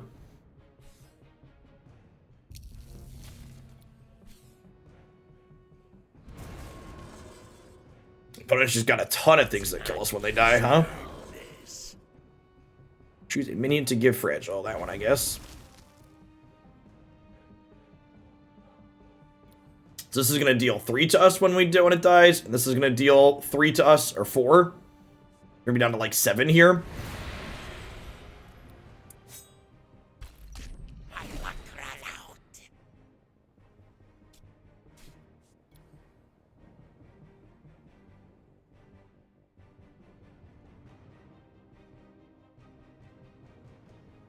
Huh.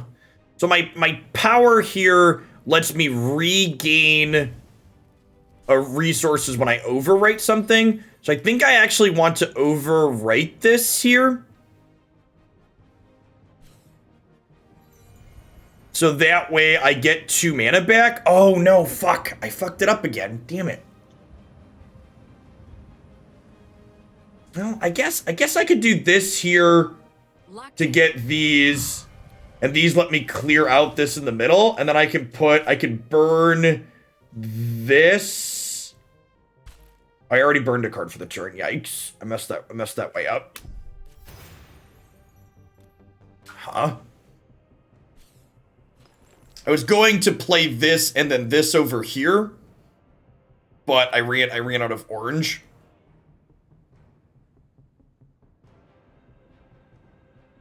They're still at 23 here. They've done such a good job of managing my board this game.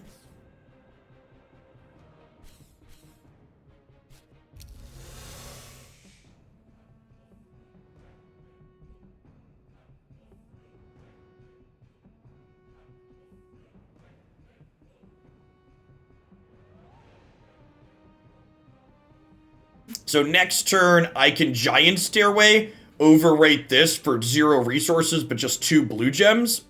And then I can play Arctic Pyre and Recruit and go wide over here. And then hopefully this can get through and finish them off here. This might end up killing us though. Like they've still got a drain 4 here basically. 1 damage to your opponent before attacking. Alright, so these... Wait, why do these trade? Oh, it's a 2-1. I'm dumb. So So I put this here. Get my resources back. This is definitely hitting your face. So I have 6 total left over. I can drop this here. I can drop this here. Fortune favors us. Sea Haven might let us sneak in some more damage next turn. They said good game. I wonder if we're dead. So they have, this does what? Give a minion 1/1 or Slayer. So this does 1. This does, so this does 1, this does 1, this does 3. So 1, 1, 1, 3, 1, 1, 4 is 6. I believe they only have 6 damage here. 4, 5, 6.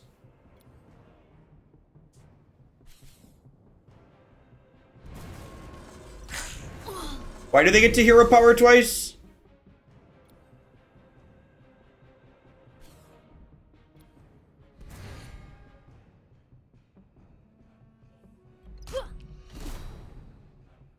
What am I missing? This is the start of their turn. That's very interesting. Ah, they drit. That was close. We would have had them next turn, right? At the exact last point, we had this would have been 12. Maybe we're short actually. This was only 12, right? These were both gaining them life. They were at 12. All right. At any rate, I'm off. It is my oldest birthday today, so I need to be done before 4 o'clock. We've got I'm doing some stuff with him. So I'll be back with more Mythgard on Thursday afternoon. Tuesdays and Thursday afternoons are going to be Mythgard afternoons for the next coming little bit. If you want to check it out, you can check it out on Steam. Gameplay is a lot of fun. You can poke at it there. You can also try it in your web browser on their site, which is cool. I'll be back tomorrow morning. I think we're going to do some Magic and then some God of War tomorrow. So peace, folks. I'll catch you around later.